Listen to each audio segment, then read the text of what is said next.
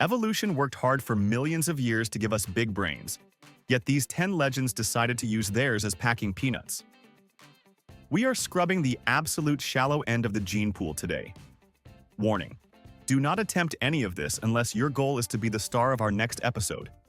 Here are 10 people who fought common sense in a cage match and lost disastrously. 1. Let's talk about the end of the world, folks.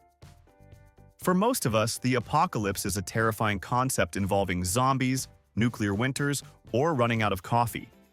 But for a special breed of American hero known as the Doomsday Prepper, the end of the world isn't a nightmare, it's the Super Bowl, and they have been training for it their entire lives. Meet Gary from Texas, a man whose paranoia was only matched by his credit card limit. Gary didn't trust the government, he didn't trust the banks, and he certainly didn't trust the weatherman. He was convinced that when society inevitably collapsed, whether by solar flare or alien invasion, he was going to be the last man standing, eating freeze-dried stroganoff in comfort while the rest of us fought over scraps. To achieve this dream, Gary spent 10 years and his entire 401k building the Fortress of Solitude in his backyard. This wasn't just a hole in the ground. It was a subterranean masterpiece buried 12 feet deep, reinforced with enough concrete to stop a bunker buster, and stocked with enough tactical gear to invade a small country. He had water purification tablets, a library of survival guides, and a generator that could power a hospital. But the pièce de resistance was his air filtration system. Gary knew that the air up here on the surface is for suckers. It's full of germs, fallout, and liberals. So he bought a military-grade NBC, nuclear, biological, chemical, air scrubber. It was a beautiful machine, complex and expensive. However, Gary had a fatal flaw. He was cheap when it mattered most. Instead of hiring a licensed HVAC professional to install the ventilation shafts through 10 feet of reinforced concrete, Gary decided to DIY it because, hey, how hard can drilling holes be? To save money on renting the industrial diamond-tip drill bit, he decided to drill just one wide access shaft for all the piping. And this, my friends, is where natural selection kicked down the door. Gary installed the fresh air intake pipe and the stale air exhaust pipe right next to each other. I'm talking inches apart. Effectively, he built a closed loop of stupidity. The big day came for the alpha test. Gary told his wife he was going dark for 24 hours to simulate a lockdown. He marched down the stairs, spun the heavy steel wheel on the blast door like he was Captain Nemo, and sealed himself in. He turned on the filtration system, sat back in his tactical recliner, and breathed in the pure air. For the first hour, everything was fine. But physics is a relentless mistress.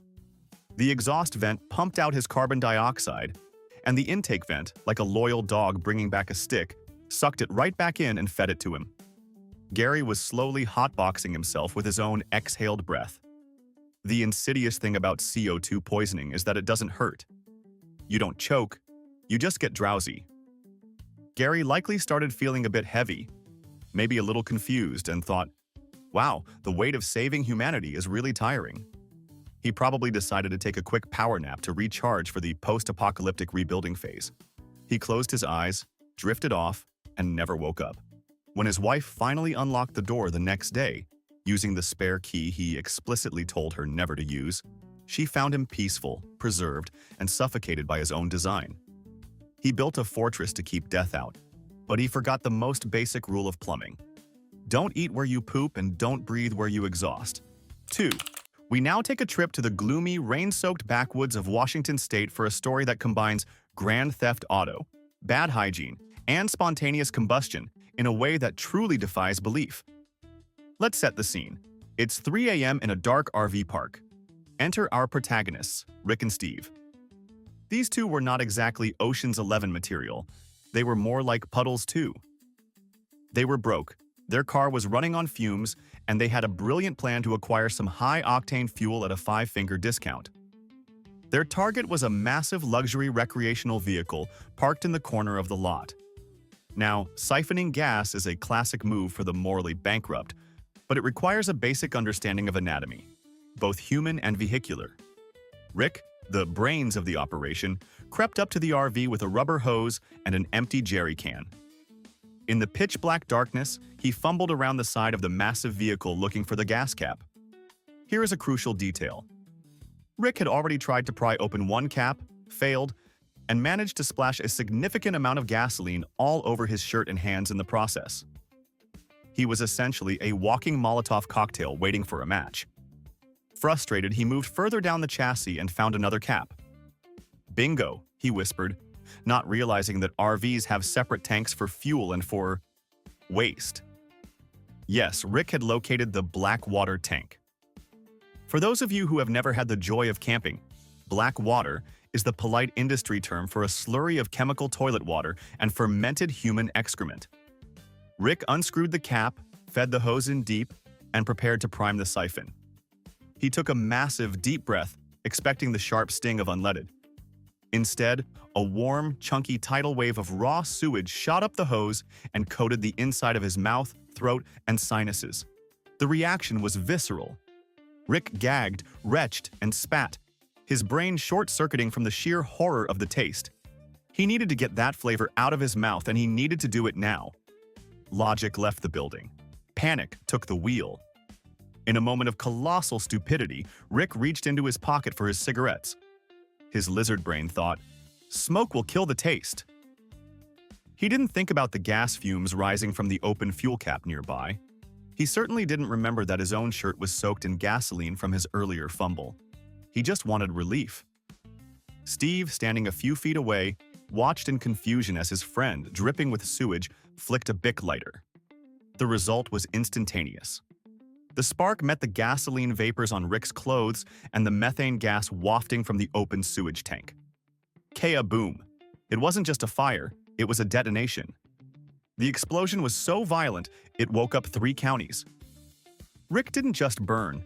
He was effectively vaporized in a cloud of fire and fecal matter, a blaze of glory that smelled absolutely terrible. The police report noted that while the theft was unsuccessful, the cremation was free of charge. 3. History is filled with dreamers who wanted to fly. The Wright brothers, Amelia Earhart. And then there is Paulo from Brazil. Paulo was a man who looked at the laws of aerodynamics and said, "I object." An amateur inventor and a man desperate for YouTube fame, Paulo was convinced he had cracked the code to personal flight. He didn't believe in wings, gliders, or safety regulations. No, Paulo was a disciple of the Church of Thrust. He believed that if you just strap enough power to your back, gravity eventually gives up and goes home. His invention? The Typhoon Vest. This monstrosity consisted of a heavy-duty climbing harness duct taped to 6 industrial-grade leaf blowers. But Paulo wasn't stupid. Well, not totally. He had modified these blowers. He bypassed the safety governors and rigged them to run on a volatile mixture of high-octane fuel and nitrous oxide. He was essentially strapping 6 bombs to his spine. The plan was simple: jump off a building, hit the gas, and hover like Iron Man. He chose a 5-story apartment complex for his maiden voyage, because apparently, testing it on the ground floor was for cowards.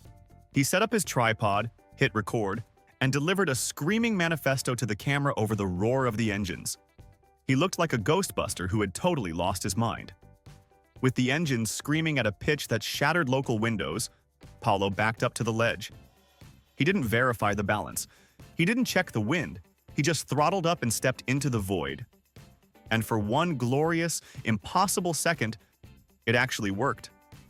The sheer violence of the air column halted his fall. He hovered there, suspended in a deafening cloud of exhaust, a grin of pure triumph on his face. But here's the thing about leaf blowers: they vibrate. A lot. Especially when you've hacked the engines. The intense vibration rattled a fuel line loose on the bottom right blower. It sputtered and died instantly. Physics took over immediately. With 5 engines pushing full thrust and 1 dead, Paulo was no longer a hovercraft. He was a pinwheel. The unequal thrust spun him violently to the right. He didn't fall straight down. He spiraled. He turned into a human drill bit, spinning so fast he became a blur on the video footage. The remaining engines were now pointing in random directions as he tumbled, effectively propelling him downward faster than gravity alone would have taken him. He didn't just hit the pavement, he was driven into it like a tent peg. The impact was sickeningly loud, a wet thud that abruptly ended the roar of the engines. The camera captured it all: the hubris, the hover, and the horrific spiraling descent. Paolo wanted to soar with the eagles, but he ended up proving that if you fight gravity with garden equipment, gravity hits back, and it hits hard. The video did go viral though, so technically, mission accomplished. 4. Let's talk about Australia, a continent that seems to have been designed by a deity who was in a particularly bad mood and decided to fill a landmass with things that bite, sting, burn, and generally want you dead. But for some locals, the daily threat of venomous spiders and kickboxing kangaroos just isn't spicy enough. They need to manufacture their own danger. Enter Cyclone Steve, a man from Queensland whose ego was roughly the size of the Great Barrier Reef and just as fragile. Steve was an aspiring, extreme weather influencer, a job title that roughly translates to unemployed man with a GoPro and a death wish. When the Weather Bureau announced that a massive Category 5 cyclone was barreling towards the coast, a storm capable of stripping paint off a car, normal people boarded up their windows and evacuated to high ground. But Steve saw an opportunity for the ultimate viral clip. He didn't want to just film the storm from a safe distance. He wanted to be the storm. He envisioned a cinematic masterpiece, a shot of himself, shirtless, screaming defiance into the gale force winds, standing his ground against Mother Nature like a heavy metal album cover come to life. To achieve this, he headed to the beach, literally the worst possible location during a cyclone, and found a sturdy, ancient palm tree. Now, here is where the logic train completely derailed and plunged into the ravine of stupidity. Steve knew the wind would be strong enough to launch a cow into orbit, so he needed an anchor. He produced a heavy-duty industrial chain and a padlock. He wrapped the chain around his waist, looped it around the tree trunk, and clicked the padlock shut.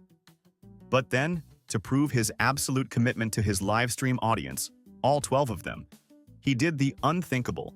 He threw the key into the sand. He wanted to remove the temptation to chicken out. It was the ride or die mentality, taken far too literally.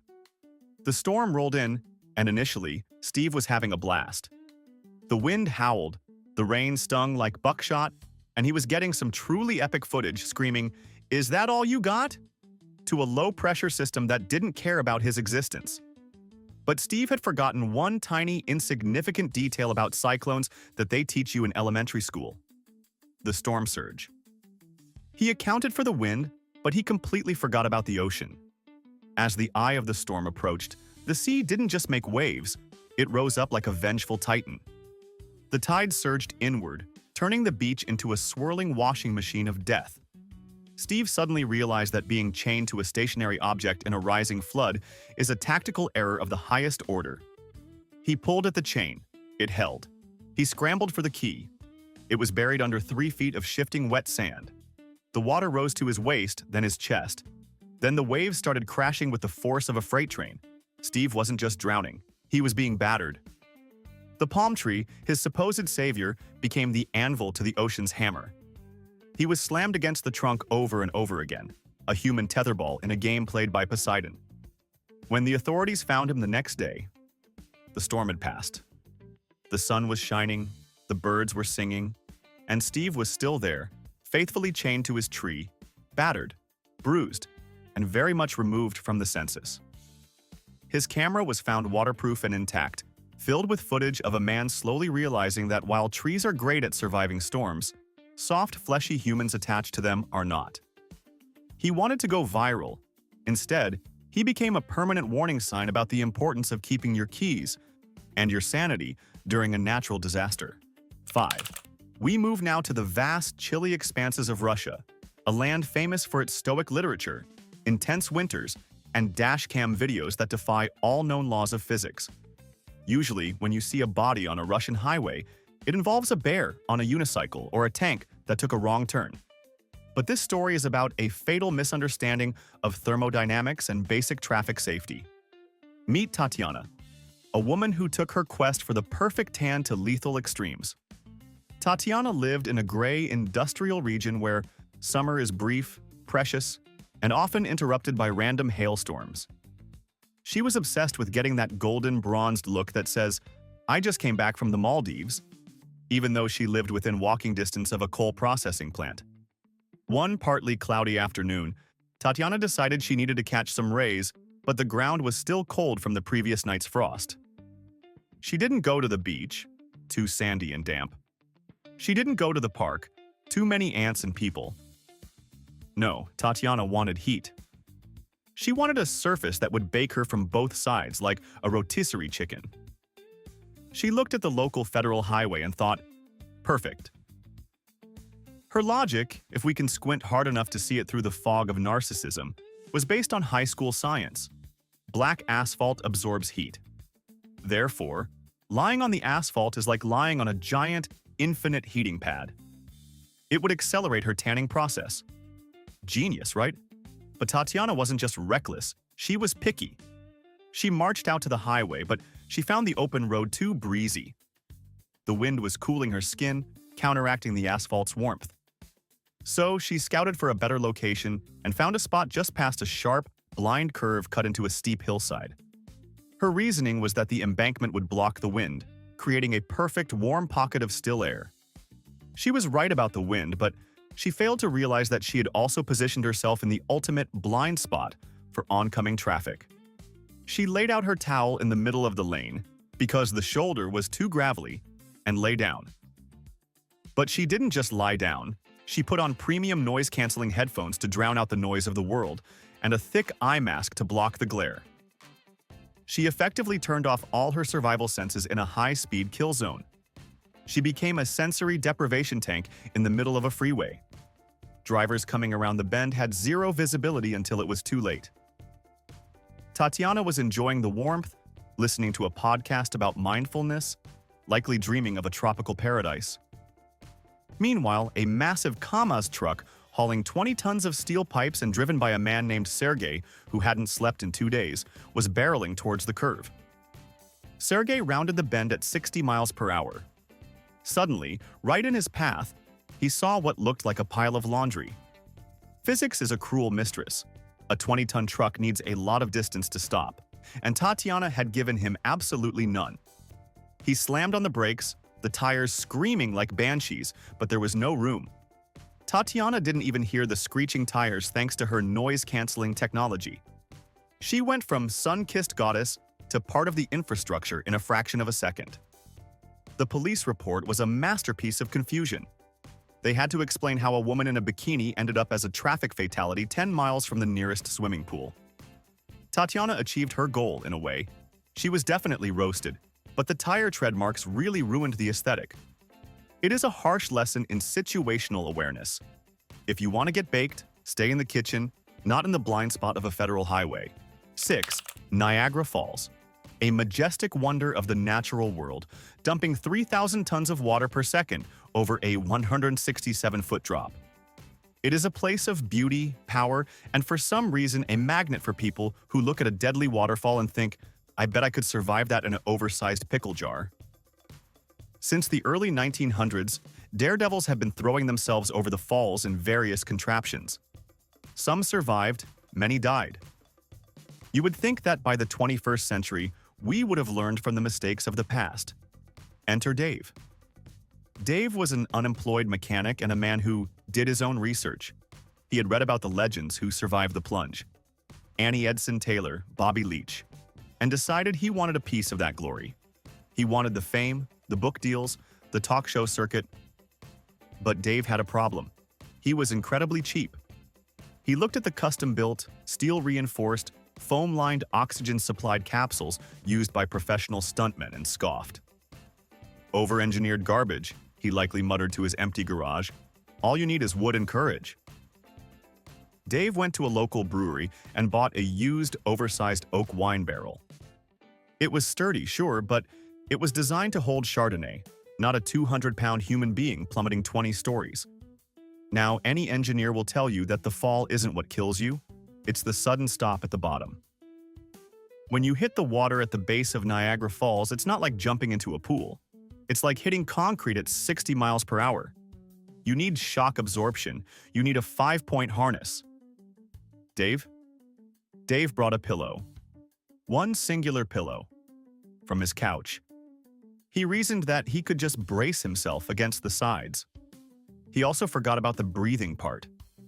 The barrels that survived usually had oxygen tanks because, surprisingly, barrels are airtight and you can be stuck behind the falls for hours.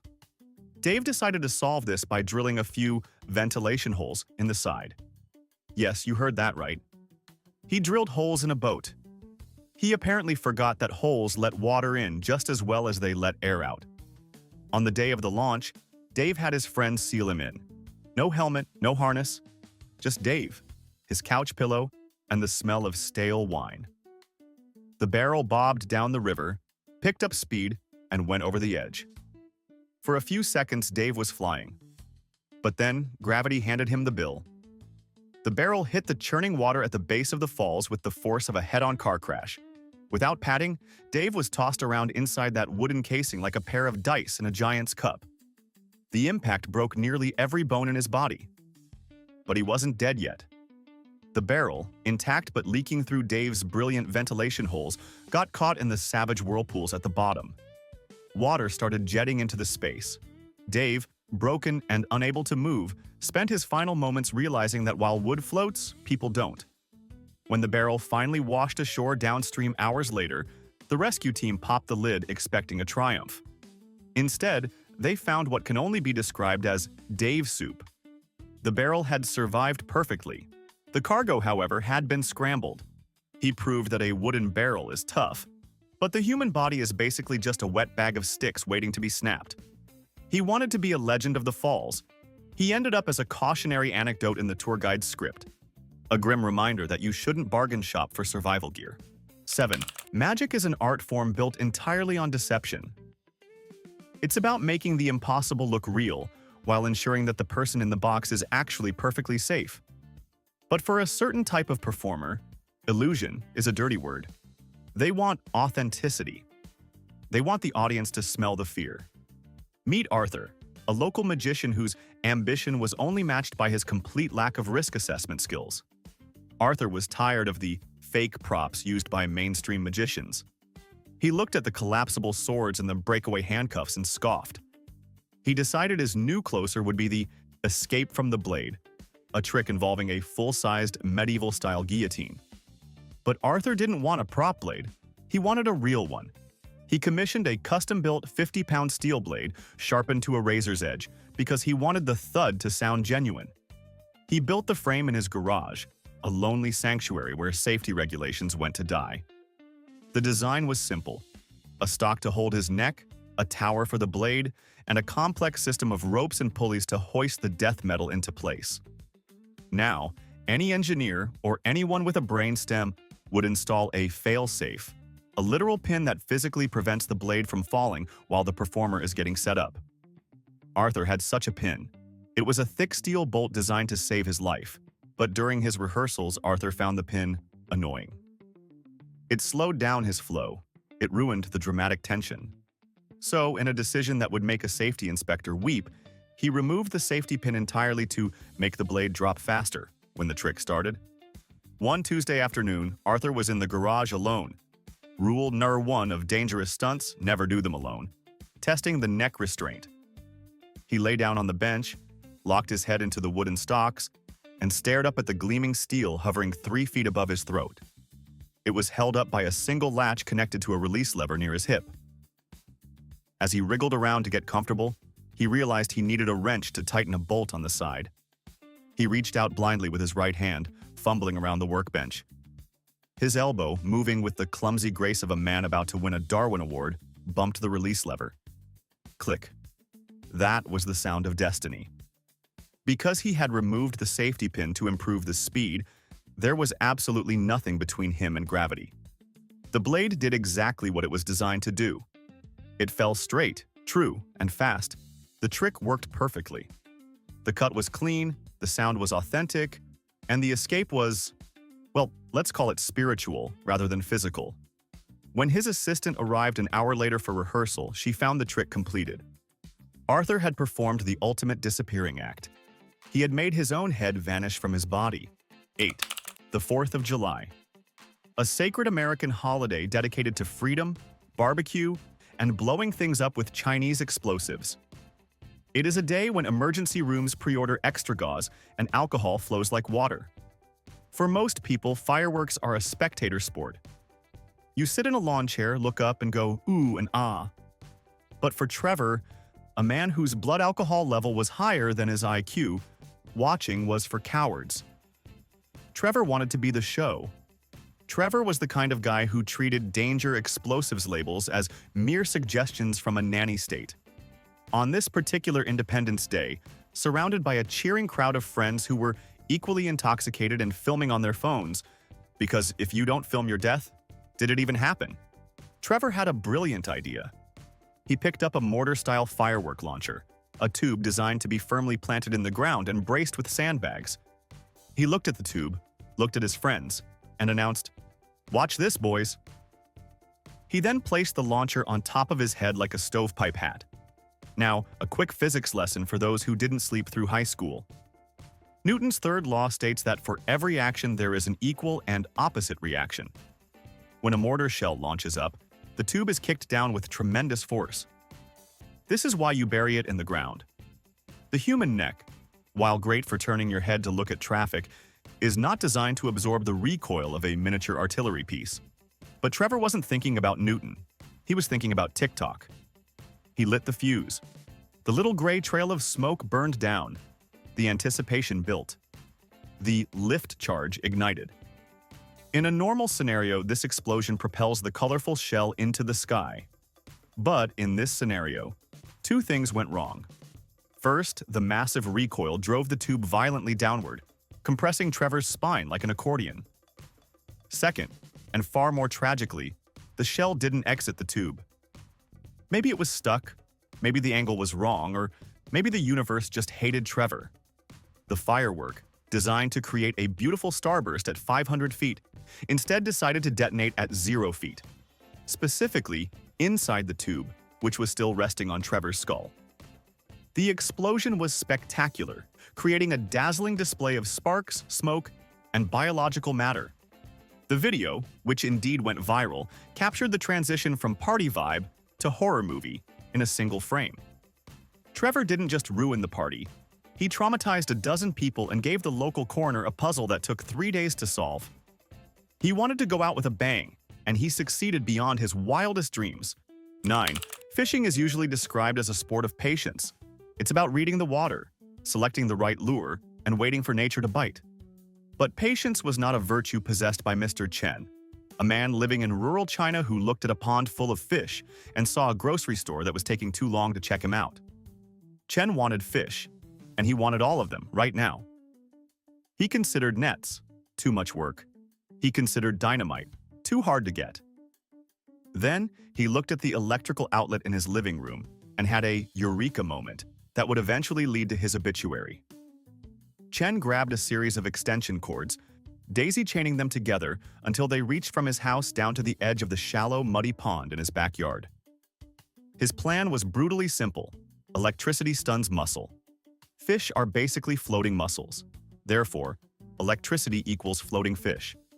He stripped the insulation off the end of the wire, exposing the live copper. It was a crude, homemade taser for an entire ecosystem.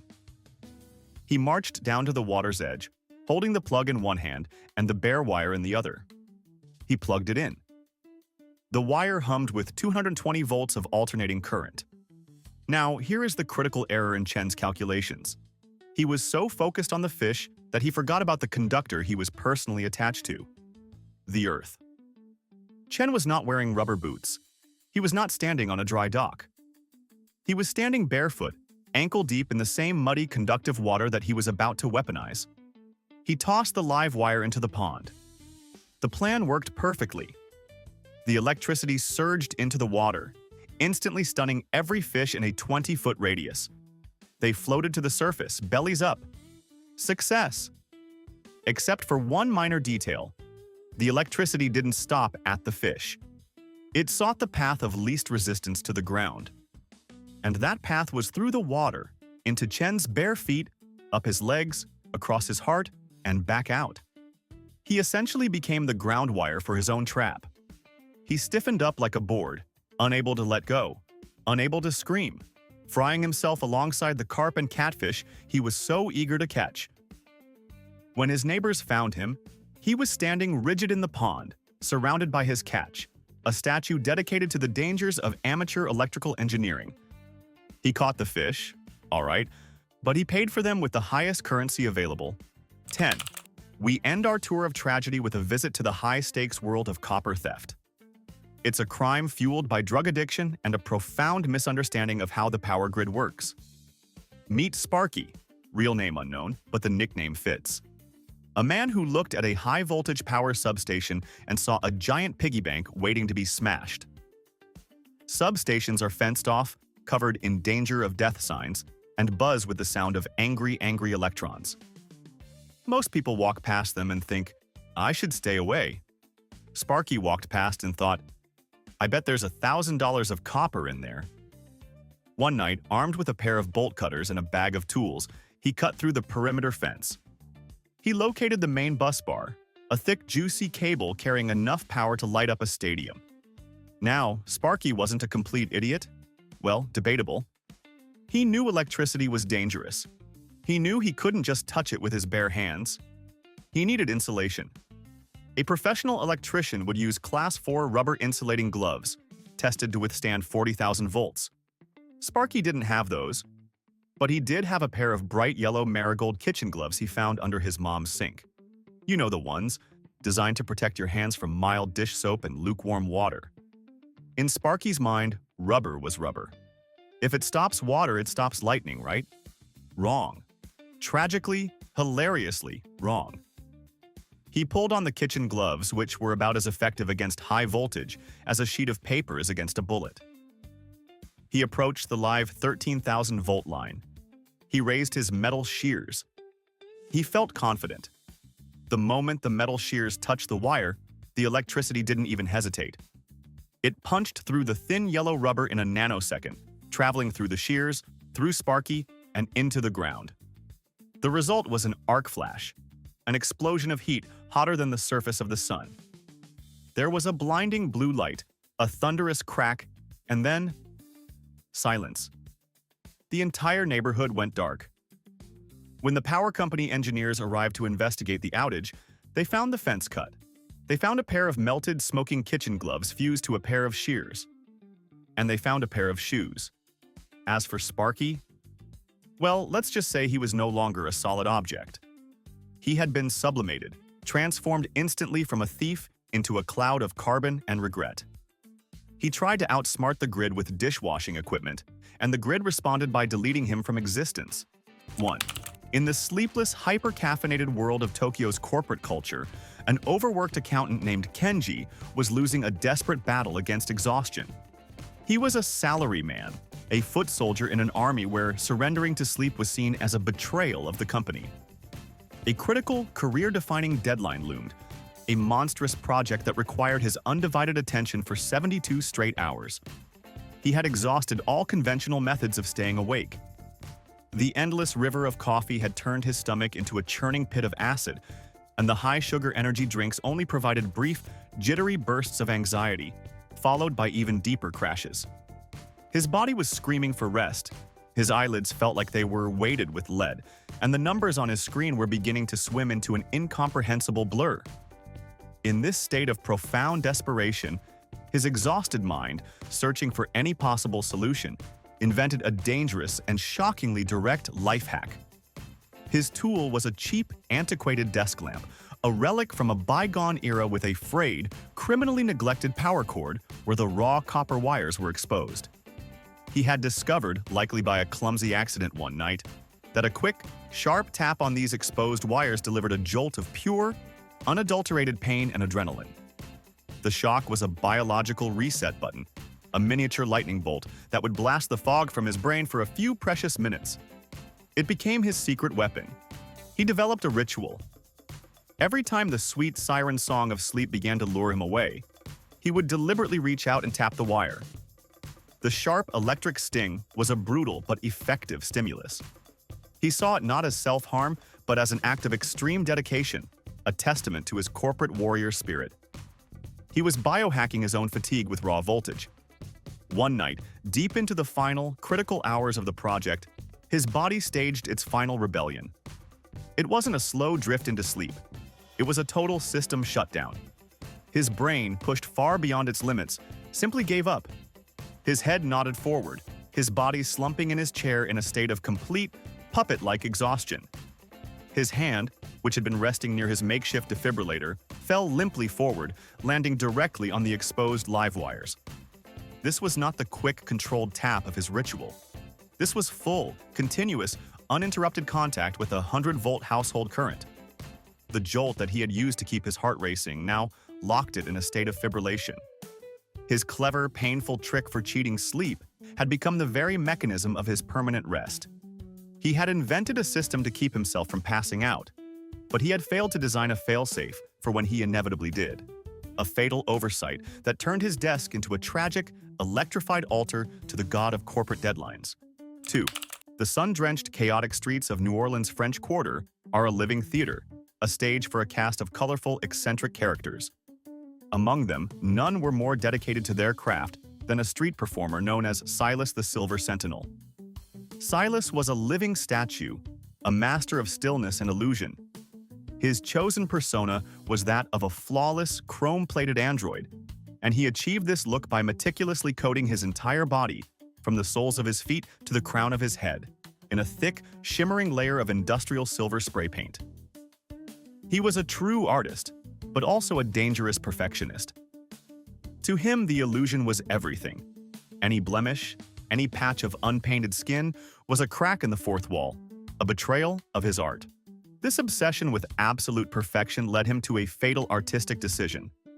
While most living statues would leave a small, cleverly concealed patch of skin around their nostrils for breathing, Silas saw this as a glaring, amateurish compromise. He believed that this tiny, flesh-colored flaw shattered the entire illusion of being a solid metal man. He devised what he thought was a genius solution. He had found a specific brand of fast-drying, lacquer-based paint.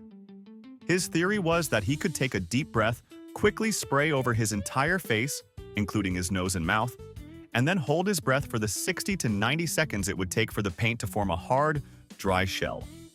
Once dry, he believed he could then breathe shallowly through his mouth without smudging the flawless, metallic finish. It was a high-stakes race against his own lung capacity, a dangerous gamble for the sake of perfect art. On a sweltering, humid summer afternoon, he began his final performance. He carefully applied the silver paint to his entire body. Then came the final, critical step. He took a long, deep, meditative breath, held it, and with the steady hand of a surgeon, he sealed his face in a perfect, unbroken layer of silver. He froze into his robotic pose.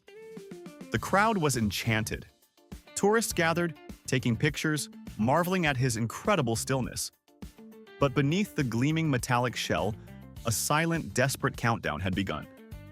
The thick, humid New Orleans air was dramatically slowing the paint's drying time. 60 seconds passed, then 90. His lungs were screaming for oxygen. Primal panic began to flood his system, but his years of artistic discipline, his absolute refusal to break character, were stronger.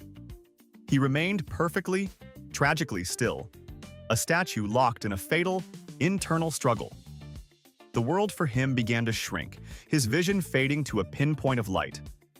He slowly suffocated, a prisoner inside his own flawless creation, dying to the sound of applause from an audience that had no idea the performance they were witnessing was horrifyingly real. 3. The vast, sun-scorched expanse of the Arizona desert is a landscape that operates on a simple, brutal set of rules. And rule number 1 is, stay hydrated. For a man named Frank, this rule was something he understood in theory, but tragically failed to apply in practice. Frank's old, unreliable sedan had finally given up, its engine dying with a pathetic cough on a remote, shimmering stretch of desert highway. He was miles from anywhere, with no cell service and an unforgiving sun beating down from a cloudless sky. He was, by any definition, stranded in an emergency situation. However, Frank was, in his own mind, a prepared man. He was a prepper, a survivalist who prided himself on his foresight. In the trunk of his car, nestled next to a dusty spare tire, was his emergency kit. And inside that kit was a full, factory-sealed case of bottled water, 24 pristine half-liter bottles of life. After waiting for hours with no sign of another car, Frank made a decision. He would walk. He consulted a paper map, a tool he was very proud of, and estimated that the next town was about 15 miles away. A long, hard walk, but doable. He then made a second, far more baffling decision. He looked at the case of water in his trunk, the very resource that could save his life, and decided to leave it there. His reasoning was a strange and twisted piece of survivalist logic. This situation, a simple car breakdown, did not yet qualify as a true emergency in his meticulously categorized mental flowchart of disasters. The water in his trunk was his strategic reserve, his bug-out supply, reserved only for a level 3 catastrophe, like a zombie apocalypse or a complete societal collapse. This was merely a level 1 inconvenience. To use his prime resources now would be a sign of weakness, a failure of discipline. So, with an almost empty plastic bottle he had in the car, he set off. The desert was a furnace. The heat was relentless. The small amount of water he had was gone in the first hour. The initial stages of dehydration set in. A parched throat, a pounding headache. He pushed on, his survivalist pride refusing to let him turn back. As the hours passed, his situation escalated from a level 1 inconvenience to a level 3 catastrophe of his own making. His mind grew foggy, his steps became unsteady, and his body began to shut down. He was dying of thirst, with over 3 gallons of perfectly good water sitting just a few miles behind him. Rescuers eventually found his car, and then, a few hundred yards from it, they found Frank. He had collapsed and succumbed to the heat, a victim of his own rigid, fatal prudence. The unopened case of water in his trunk was a silent liquid monument to a man who had died waiting for an emergency while he was in the middle of one. 4. In a small, sun-baked village in rural India, a man named Rajan was consumed by a singular, powerful ambition. He didn't crave wealth through hard work or respect through quiet dignity. He craved legendary status, a fame so profound it would elevate him from a simple villager to a revered mystic.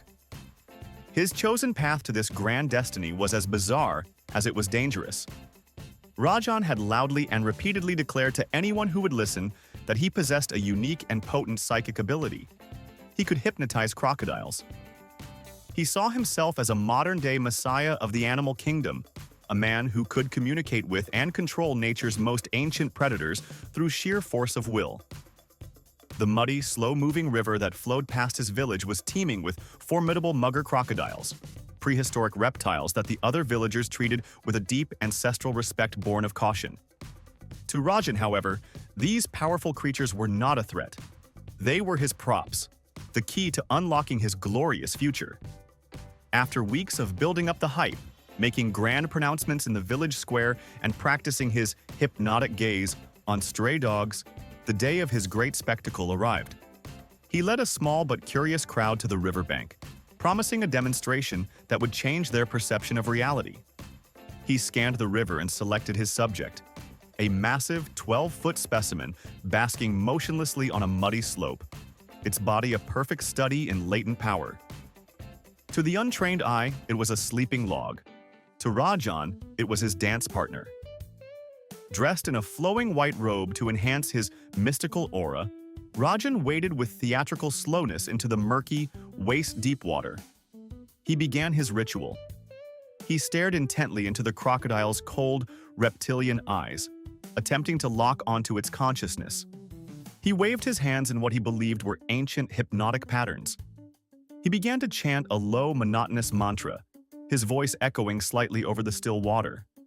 The crocodile, a creature whose brain is a masterpiece of evolutionary efficiency designed for 2 things, survival and procreation, was, to put it mildly, completely unreceptive to his psychic overtures. It did not feel a mystical connection. It felt the vibrations of a medium-sized mammal stepping into its hunting ground. For a few long moments, the crocodile remained utterly still, its ancient brain processing this strange, unprecedented offering. Rajan, in a fatal act of confirmation bias, interpreted this stillness as a sign that his powerful hypnosis was taking hold. He was succeeding. He grew bolder, taking another step closer, his chanting becoming more forceful. The crowd on the bank watched, a mixture of awe and terror on their faces. And then, with a speed that seemed to defy the laws of physics, the crocodile decided the show was over. In a single, explosive movement, it launched itself from the bank, its powerful tail propelling it through the water like a biological torpedo. Rajan's hypnotic trance was instantly shattered by the terrifying, fast-approaching reality of a ton of apex predator. He had spent his entire performance trying to get inside the crocodile's mind. But in the end, the only thing that was about to go inside was him, into its stomach. The show was indeed unforgettable, but not for the reasons Rajan had planned. 5. The modern quest for the perfect envy-inducing selfie has created a new and tragically expanding category of preventable deaths. For two friends on a road trip through the beautiful, sun-drenched landscapes of rural Mexico, this quest was about to reach its final, catastrophic conclusion. Maria and Sophia were documenting every moment of their adventure for their online followers, curating a perfect feed of carefree joy. They found themselves near a small, private airstrip, a dusty, isolated strip of land used by local farmers and the occasional small charter plane. As the golden hour approached, casting long shadows and bathing the world in a warm, perfect light, they saw their chance for the ultimate photo. A rusty, beat-up old van was parked near the edge of the runway, and they decided it would serve as the perfect rustic platform for their photo shoot. They scrambled onto its roof, a vantage point that offered a breathtaking panoramic view of the sunset. This was it. This was the shot that would get all the likes. They became completely absorbed in their task, a two-person vortex of self-documentation. They posed, they laughed, they adjusted their hair, their entire universe shrinking to the 4-inch screen of their smartphone. They were so utterly focused on capturing the perfect image, on framing themselves against the beautiful sky, that they became completely deaf and blind to the world around them. They didn't hear the low, approaching drone of a single-engine plane. They didn't see the small Cessna, its landing lights cutting through the twilight as it made its final approach. The pilot, likely flying directly into the glare of the setting sun, would have had his vision severely compromised. He wouldn't have been looking for two people standing on top of a van parked dangerously close to his runway. The two worlds, the digital, self-obsessed world on top of the van, and the real, high-stakes world of a pilot landing a plane, were on a deadly, intersecting trajectory. Maria and Sophia were in the middle of a triumphant, arms-outstretched pose when the leading edge of the plane's wing, a solid, unyielding piece of metal moving at over 60 miles per hour, made contact with them. The impact was instantaneous and devastatingly final. Their relentless pursuit of the perfect, shareable moment had ended in a flash of incomprehensible violence. A brutal and tragic lesson that when you're framing a photo, it's always a good idea to be aware of what might be about to enter the frame with you. 6. The world of extreme sports is built on a foundation of meticulous planning and a deep respect for risk. Every variable is calculated, every contingency considered. And then there was Kyle, a base jumper whose plan was a breathtaking symphony of precision. A plan so close to perfect that it failed to account for the one variable you can never truly control: the raw, unpredictable chaos of human panic. Kyle's stunt was the kind of thing you only see in action movies. He was going to perform a precision base jump from a 1,000-foot cliff, and, instead of landing safely in an open field, he would land with pinpoint accuracy in the back of a moving convertible being driven by his best friend Jake, on a winding mountain road below. The preparation was obsessive. For weeks, they had rehearsed the timing, using radios and GPS to coordinate their speeds and positions. They had studied wind patterns, calculated trajectories, and choreographed every second of the stunt. On the day of the jump, the conditions were flawless. Jake began his drive, his hands gripping the steering wheel, his focus absolute. Above, Kyle stood on the precipice, a small figure against the vast sky. "Mark in 5, you 4, you 3, 2, 1, mark," Kyle's voice crackled over the radio. He leaped into the abyss. The jump was a masterpiece. He expertly steered his parachute, lining himself up with the tiny moving target below. Jake, his eyes glued to the road and his speedometer, maintained a perfect, unwavering speed. It was happening. It was actually working. With the grace of a god, Kyle flared his canopy at the last possible second, bleeding off his speed, and landed, as softly as a feather, directly in the back seat of the convertible. It was a one-in-a-million shot, a moment of pure, unadulterated triumph. But then came the overlooked variable. Jake, the driver, had been so hyper-focused on his part of the mission, maintaining speed, hitting his marks, that he had mentally prepared for the idea of Kyle landing in the car, but not for the sudden, primal, adrenal shock of a human being literally falling out of the sky and thumping down right behind his head. The unexpected impact, the sudden appearance of a person in his rearview mirror where there was only empty space before, triggered a pure, reptilian brain panic response. He screamed a high-pitched, involuntary scream and instinctively yanked the steering wheel. The car, which had been a model of stability moments before, swerved violently. The tires shrieked as Jake, now in a full-blown panic, overcorrected. The car fishtailed, and for a terrifying second, it seemed he might regain control. But it was too late. The convertible shot over the edge of the narrow mountain road, which had no guardrail, and began to tumble down the steep, rocky embankment in a chaotic, crushing series of barrel rolls. Their perfectly executed stunt, a testament to months of planning, was completely undone in a single, reflexive second of human error. They had planned for the physics of the fall, but they had tragically forgotten to plan for the psychology of the driver. 7. In the quiet, unassuming suburbs of Canada, where the biggest drama is usually a neighbor's overgrown lawn, a man named Dave was preparing to make history, at least in his own mind. Dave was a classic garage inventor, a man who saw the world not for what it was, but for what it could be with enough plywood, duct tape, and misguided ambition. His magnum opus, the project that consumed his weekends and haunted his dreams, was a personal hovercraft.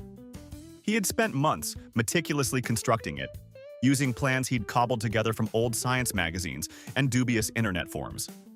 The craft's heart was a deafeningly loud, two-stroke leaf blower engine he'd borrowed from his landscaping business, mounted on a circular plywood platform and skirted with a large tractor inner tube. On a bright, cloudless Saturday, the day of the maiden voyage, a small crowd of curious neighbors gathered at a safe distance. Dave, wearing a motorcycle helmet and a grin of pure, unshakable confidence, wheeled his creation onto the lawn. His plan was a modest one: a simple, controlled hover a few feet off the ground, a triumphant lap around his prize-winning rose bushes, and a gentle, heroic landing. He yanked the starter cord. The engine roared to life with the sound of 1,000 angry hornets, and the platform began to shudder. Then, miraculously, it lifted. It was working. For a glorious few seconds, he hovered a foot off the ground, a veritable god of suburban aviation. Emboldened by this success, he decided to push the envelope. He twisted the throttle, giving the engine more gas. This was his critical error. The craft, which had been barely stable, responded to the surge of power by shooting 10, then 20 feet into the air. But the increased thrust amplified a catastrophic design flaw: a complete and utter lack of steering or stabilization. The hovercraft began to buck and tilt violently, no longer a vehicle but a plywood pogo stick of death. Dave, now a white-knuckled passenger on his own runaway invention, could only hold on as the craft careened sideways directly towards his in-ground swimming pool. It hit the water with the impact of a small car, the force of the crash knocking Dave unconscious and throwing him from the platform. He sank like a stone to the bottom of the deep end. But his ordeal was not over. The hovercraft, its engine still screaming at full throttle, landed in the water on top of him. The powerful downdraft of air that had so briefly given him the gift of flight now became a relentless, powerful jet, pinning his unconscious body and the heavy, waterlogged machine firmly to the bottom of the pool. His dream of personal flight had lasted less than a minute, a short, chaotic journey that ended in a silent, chlorinated grave, a tragic testament to the fine line between garage genius and a fatal design flaw. 8. The pufferfish, or fugu, holds a legendary status in the culinary world.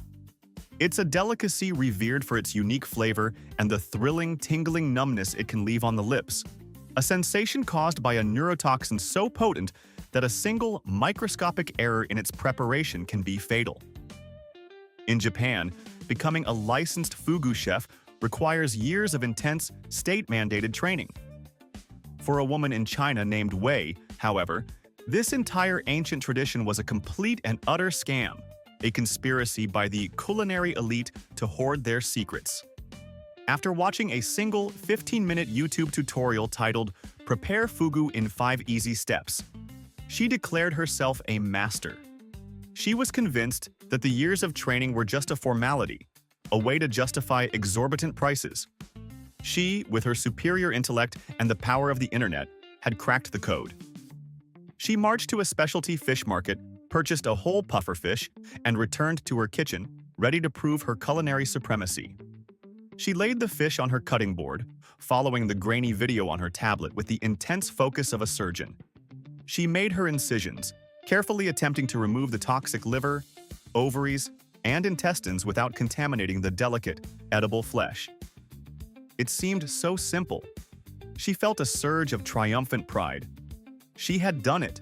She had outsmarted an entire generation of so-called masters. To prove her undeniable success, she announced to her nervous family that she would be the first to sample her creation.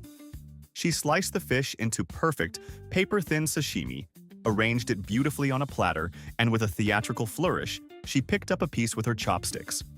A few moments after savoring the delicate flavor, she felt it. A faint, pleasant tingling on her lips.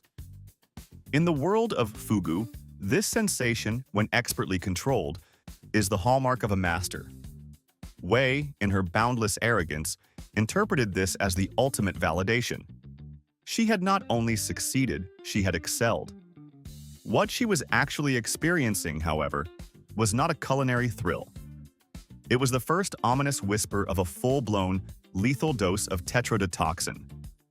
The tingling wasn't a feature, it was a fatal bug. The master in the YouTube video had either been incredibly lucky or had left out a few rather critical details. The numbness began to spread, a slow, irreversible tide of paralysis that crept from her lips to her limbs, a silent, deadly shutdown of her nervous system. Her final meal, a dish intended to prove her genius, had instead served as the final, irrefutable proof of her folly. 9. The giant panda, with its fluffy, monochrome coat and gentle, bamboo-munching demeanor, has been masterfully marketed to the world as a living, breathing teddy bear. This carefully curated image of cuddly helplessness is, however, a dangerous misconception. For one tourist visiting a zoo in China, this misconception was about to be brutally corrected. She stood before the panda enclosure, completely mesmerized. Inside, a 250-pound male panda was contentedly lounging, looking as harmless as a cartoon character.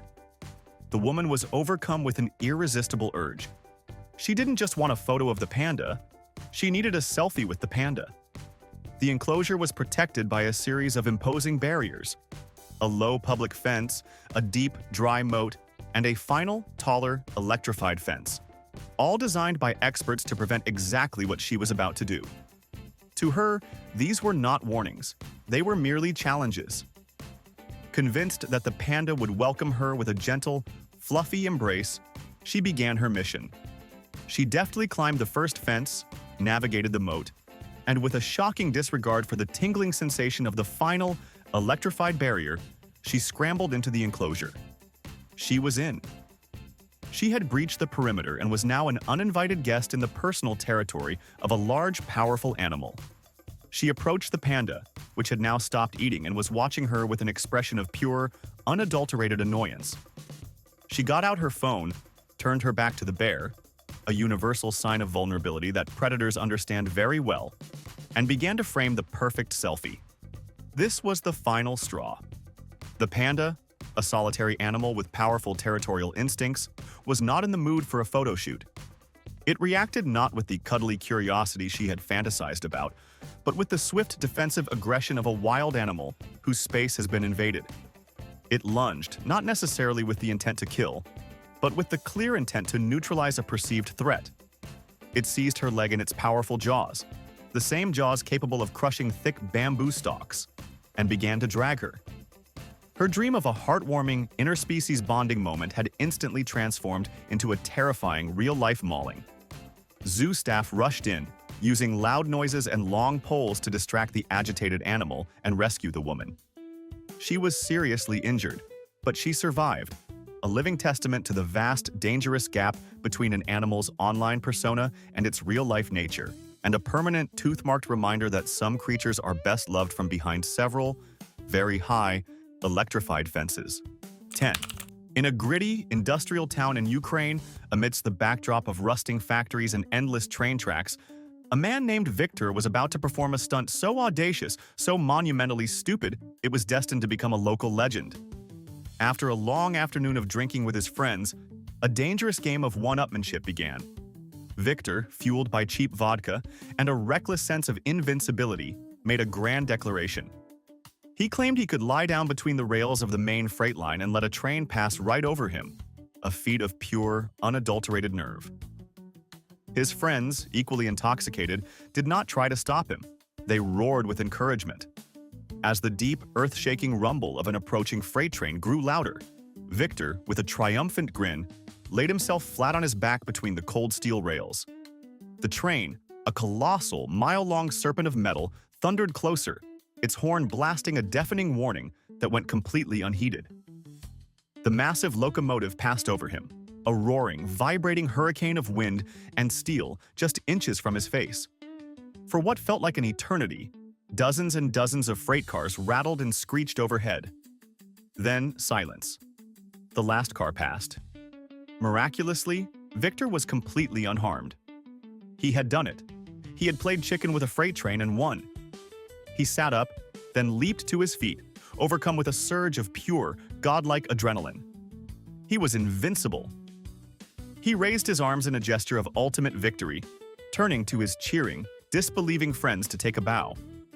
He was so completely consumed by the euphoric aftershock of his stunt, his ears still ringing from the deafening noise of the train he had just conquered, that he was completely oblivious to the second, fainter sound that was rapidly approaching from the opposite direction. He didn't see the bright, singular headlight of the express passenger train hurtling down the adjacent track. He had survived the one-in-a-million gamble, only to be taken out by a completely mundane, everyday event he never even saw coming. His moment of triumphant celebration, his victory lap on the stage of his own stupidity, lasted less than 5 seconds. He had stood up from his miracle, directly into the path of a simple, everyday reality, a final, brutal lesson that even if you manage to dodge the bullet, it's probably not a good idea to celebrate in the middle of a firefight. 1. The story of the flawless teamwork that ended in a fatal freefall is a perfect, if tragic, example of what happens when a plan is too perfect for its own good. Our scene is a breathtaking cliffside in Norway, a place of majestic fjords and dizzying heights that serves as a mecca for base jumpers worldwide. Our heroes are two adrenaline junkies, let's call them Jesper and Lars, men who lived for the brief, terrifying moment between leaping from a solid object and pulling their parachute cord. They weren't just jumpers, they were content creators, always chasing the next viral video, the next impossible shot that would cement their legacy in the world of extreme sports. Their latest idea was their most ambitious yet. They weren't just going to jump from the same cliff. They were going to perform a perfectly synchronized, mirror image jump. They would leap at the exact same millisecond, freefall in a beautiful, parallel formation, and then, for the grand finale, deploy their parachutes at the exact same instant, creating a stunning, symmetrical bloom of color against the stark Norwegian cliffs. They planned it for weeks. They studied wind currents. They choreographed their movements. They probably high-fived a lot, talking about how this one shot was going to be the one that put them on the map. The day of the jump arrived. The conditions were perfect. The cameras were rolling. They stood on the edge of the abyss, two friends united by a shared passion and a shared, catastrophic blind spot. They went through their countdown, their voices calm and professional. 3, 2, 1. Leap. They launched themselves into the void, a perfect, synchronized dive into the vast emptiness. For a few glorious seconds, it was working. They were falling in perfect formation, the ground rushing up to meet them, the wind screaming in their ears. It was the shot of a lifetime. Then came the moment for the grand finale. They gave each other the signal, and with the flawless timing they had practiced relentlessly, they both pulled their ripcords at the exact same instant. The parachutes erupted from their packs with a loud whoosh, but they didn't open as two separate life-saving canopies.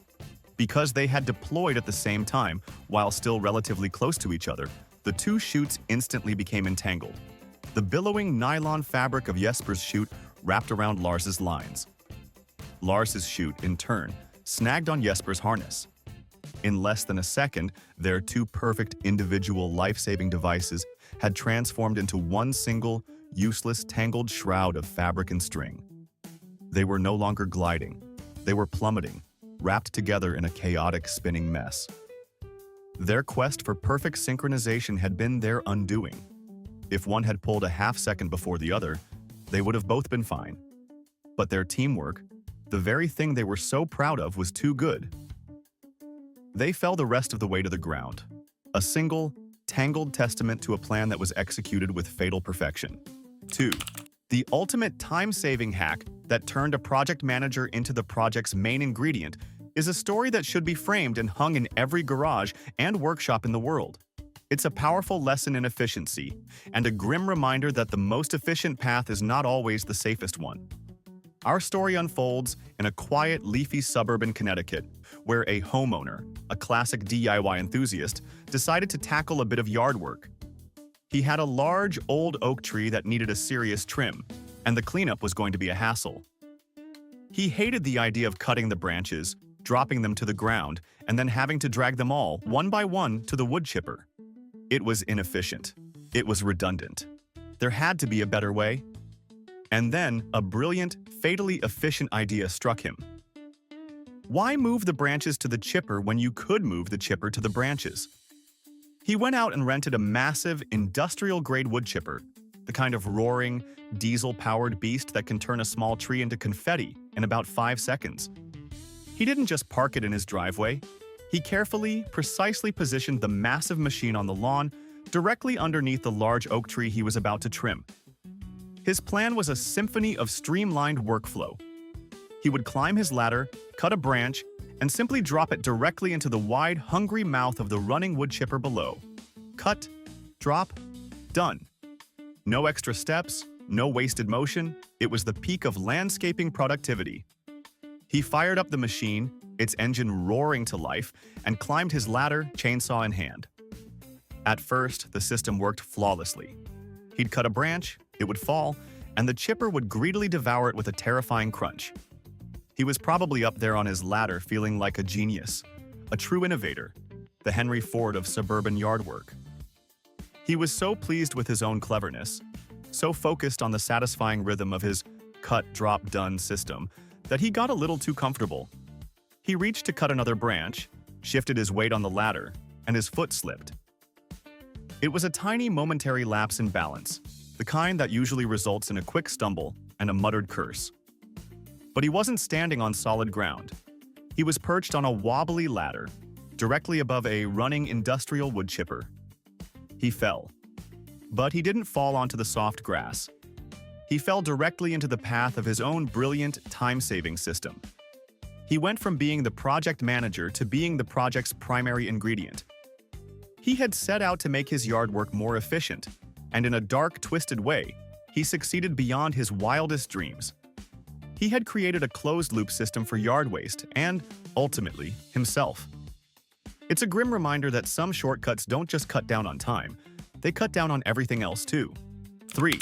The gun's safety demonstration that was, tragically, a complete and total success is a story about a man whose desire to be right was so powerful, it completely eclipsed his desire to stay alive. Our scene is a quiet living room in Colorado. Our hero, a man who had just purchased a brand new handgun, was proudly showing it off to his girlfriend. She was, understandably, a little nervous about having a firearm in the house. He, on the other hand, saw himself as a seasoned expert, a connoisseur of all things tactical. In his mind, her fear was just ignorance, and he was going to cure it with a dose of his superior knowledge. He decided to give her a little demonstration on the gun's advanced safety features. He probably held it up, his voice filled with a condescending, professorial tone. "See this, honey? This is the safety latch. And this is the trigger safety. It's physically impossible for this gun to go off by accident." He clicked the switches, racked the slide, and treated the deadly weapon like a new toy he was explaining to a child. His girlfriend, still looking nervous, probably said something like, "I don't know, it still makes me uncomfortable." This was the moment his ego took over completely. Her continued fear was a challenge to his authority as the gun guy.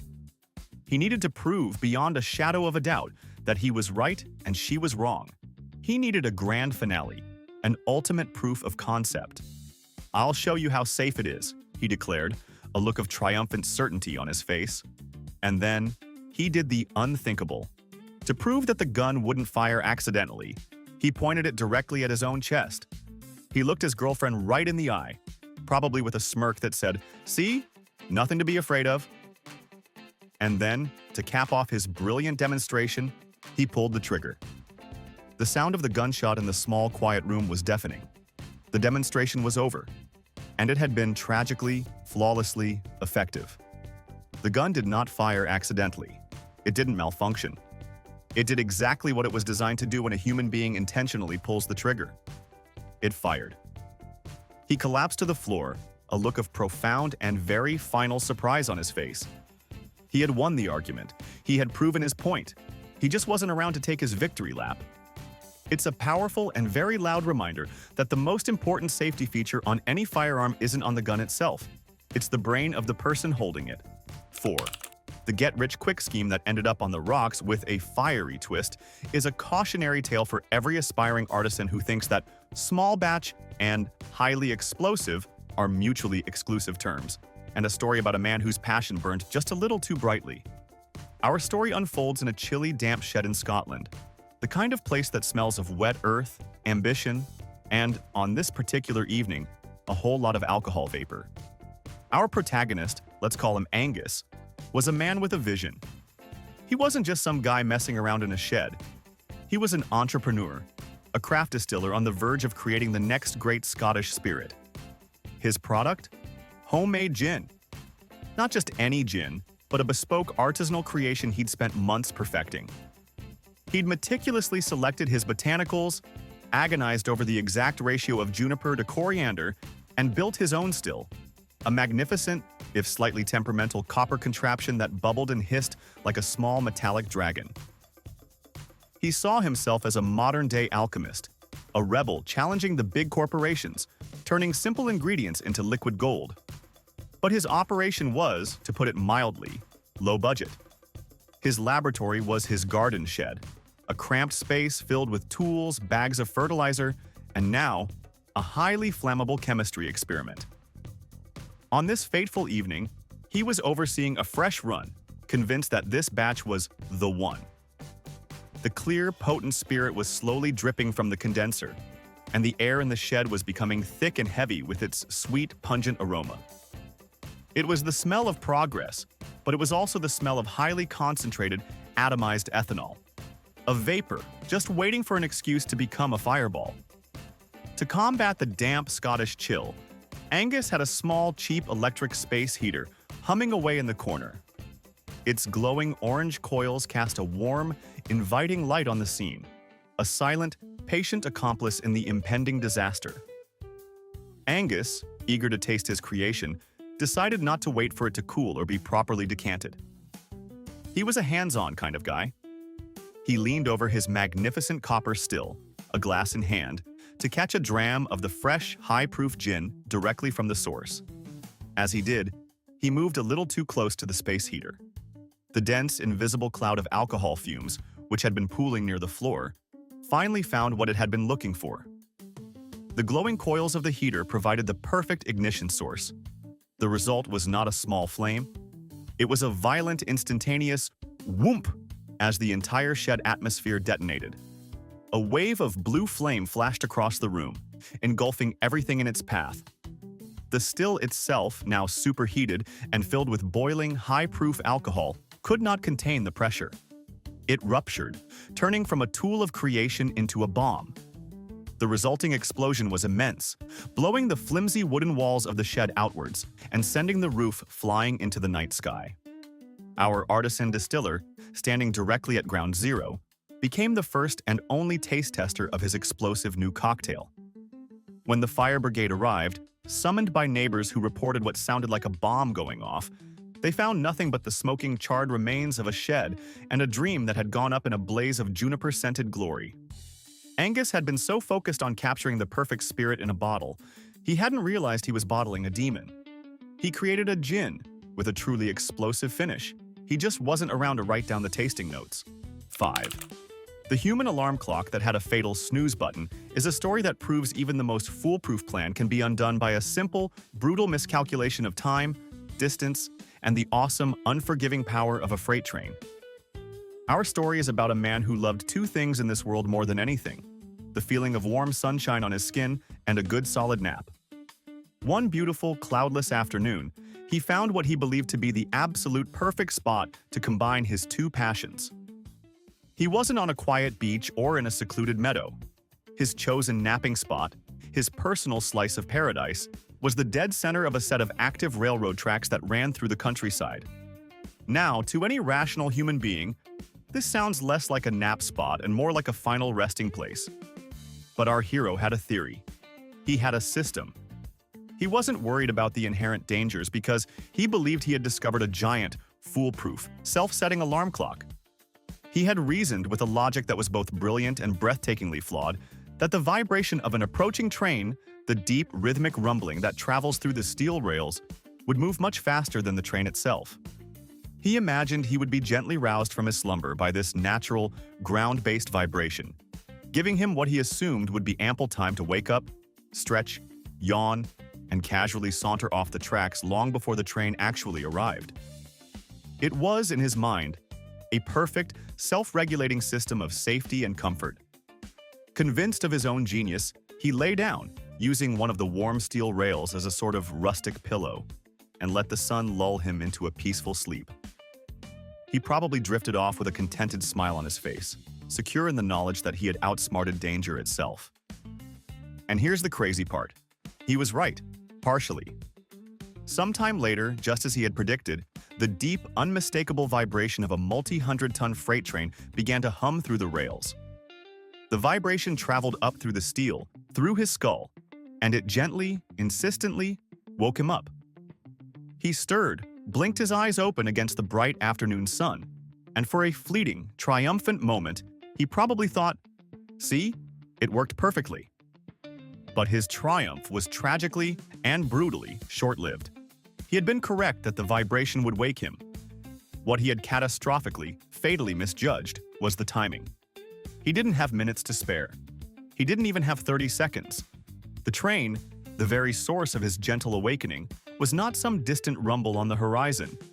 It was already practically on top of him, its massive form blotting out the sun, its horn blasting a deafening final warning that he barely had time to register. The time between his brain processing, "Oh, I feel a vibration," and "Oh, that's a train," was almost zero. He scrambled to his feet, his mind still thick with sleep and confusion, but it was far, far too late. There was no time to run, no time to even lurch to the side. The train, which had so kindly served as his alarm clock, now served as his executioner. He had successfully tested his hypothesis, but he forgot to account for the margin of error. His brilliant plan had worked exactly as designed, right up until the precise moment it failed completely and utterly. 6. The parrot smuggler whose cargo decided to file a very loud, very bitey complaint is a cautionary tale about the perils of underestimating your contraband, especially when your contraband has wings, a sharp beak, and a really bad attitude. Our protagonist is a man who decided to get into the lucrative and highly illegal world of exotic animal smuggling. His chosen cargo? A collection of rare, brightly colored, and very valuable parrots. His challenge was to get them through customs without anyone noticing. He couldn't just put them in a cage. He needed a clever, stealthy plan. And the plan he came up with was a true masterpiece of desperation and questionable choices. He decided to turn his own body into a smuggling vessel. He sedated the birds, hoping to keep them quiet and docile for the long flight. Then he carefully, and with what must have been a great deal of difficulty, taped the sleeping parrots to his legs and torso, underneath a pair of ridiculously baggy trousers and a loose-fitting shirt. He probably looked lumpy and awkward, but he was counting on the authorities just thinking he had a weird body shape. He waddled onto the plane, a human aviary of sleeping feathered contraband, his heart probably pounding a nervous rhythm against the bird taped to his chest. He settled in for the flight, probably thinking he was a genius, a modern-day smuggling mastermind. At first, his plan seemed to be working, but he had made a critical miscalculation about the sedatives. He had either used the wrong dose, or he had underestimated the parrot's constitution. Halfway through the flight, at an altitude of 30,000 feet, the sedatives began to wear off. The birds started to wake up. And they were not happy. They found themselves in a dark, warm, cramped, and decidedly non-jungle environment, taped to a sweaty human leg. Understandably agitated, they did what parrots do when they're angry. They started to squawk. And then they started to bite. Our smuggler, sitting in his aisle seat trying to look casual, suddenly had a dozen sharp beaks pecking and biting at his most sensitive areas from under his clothes. He started to yelp in pain, trying to stifle his cries, his body twitching and jerking involuntarily. The muffled squawks of the parrots, combined with the man's pained, high-pitched yelps, quickly drew the attention of the flight attendants and his fellow passengers. His brilliant disguise was unraveling, one painful bite at a time. The flight crew, alerted to the strange feathered commotion happening in seat 23B, confronted him. His smuggling career came to an abrupt and deeply embarrassing end, right there in the middle of the cabin. He had tried to silence his cargo, but ended up creating a situation that was impossible to ignore. He was arrested upon landing, covered in bird bites and shame. His parrots were confiscated, and he was left with nothing but a good story for his cellmate and a newfound respect for the power of an angry beak. 7. The ultimate proof of love that ended with a tragic twist of irony is a story that sounds like a dark, twisted romantic comedy. A cautionary tale about the dangers of taking things a little too literally, especially when your girlfriend is being sarcastic. Our story unfolds in a high-rise apartment building in Russia, in the middle of a heated, passionate argument between a young man, let's call him Ivan, and his girlfriend, Svetlana. It was a classic couples fight, probably over something trivial, but it had escalated to the point of high drama. In the heat of the moment, trying to make a point about his supposed lack of commitment, Svetlana said something she didn't mean, a throwaway, sarcastic line. She looked at him with frustration and said, "Oh, what would you do for me? You'd probably jump off a building for me, wouldn't you?"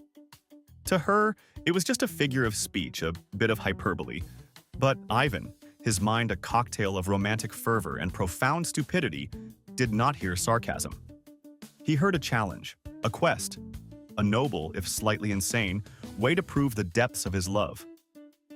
Without saying a word, he calmly turned, walked over to their 9th-floor apartment balcony, and climbed over the railing.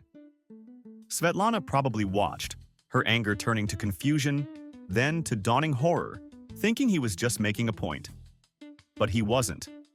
He gave her one last determined look that said, "This is for you," and he leaped. He plummeted through the cold Russian air, a human testament to a poorly interpreted metaphor. But fate, in its infinite and bizarre wisdom, had decided to play a cruel joke. The city had just been blanketed by a massive, historic blizzard. Directly below their balcony, a colossal pile of fresh, light powdery snow had accumulated, dozens of feet deep. Ivan landed in it. Not on the pavement, not on a car. He landed in what was essentially a giant, natural airbag. The impact was cushioned, his fall broken. He stood up, completely unharmed, brushed the snow off, and looked up at the balcony, probably expecting to see a look of shocked, eternal devotion on Svetlana's face. But Svetlana, watching from 9 floors up, had not seen the miraculous snowdrift. All she saw was the love of her life intentionally jumping to what she could only assume was his certain, splattery death.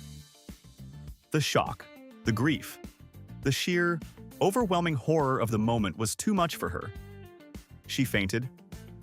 But she didn't faint backwards into the safety of the apartment.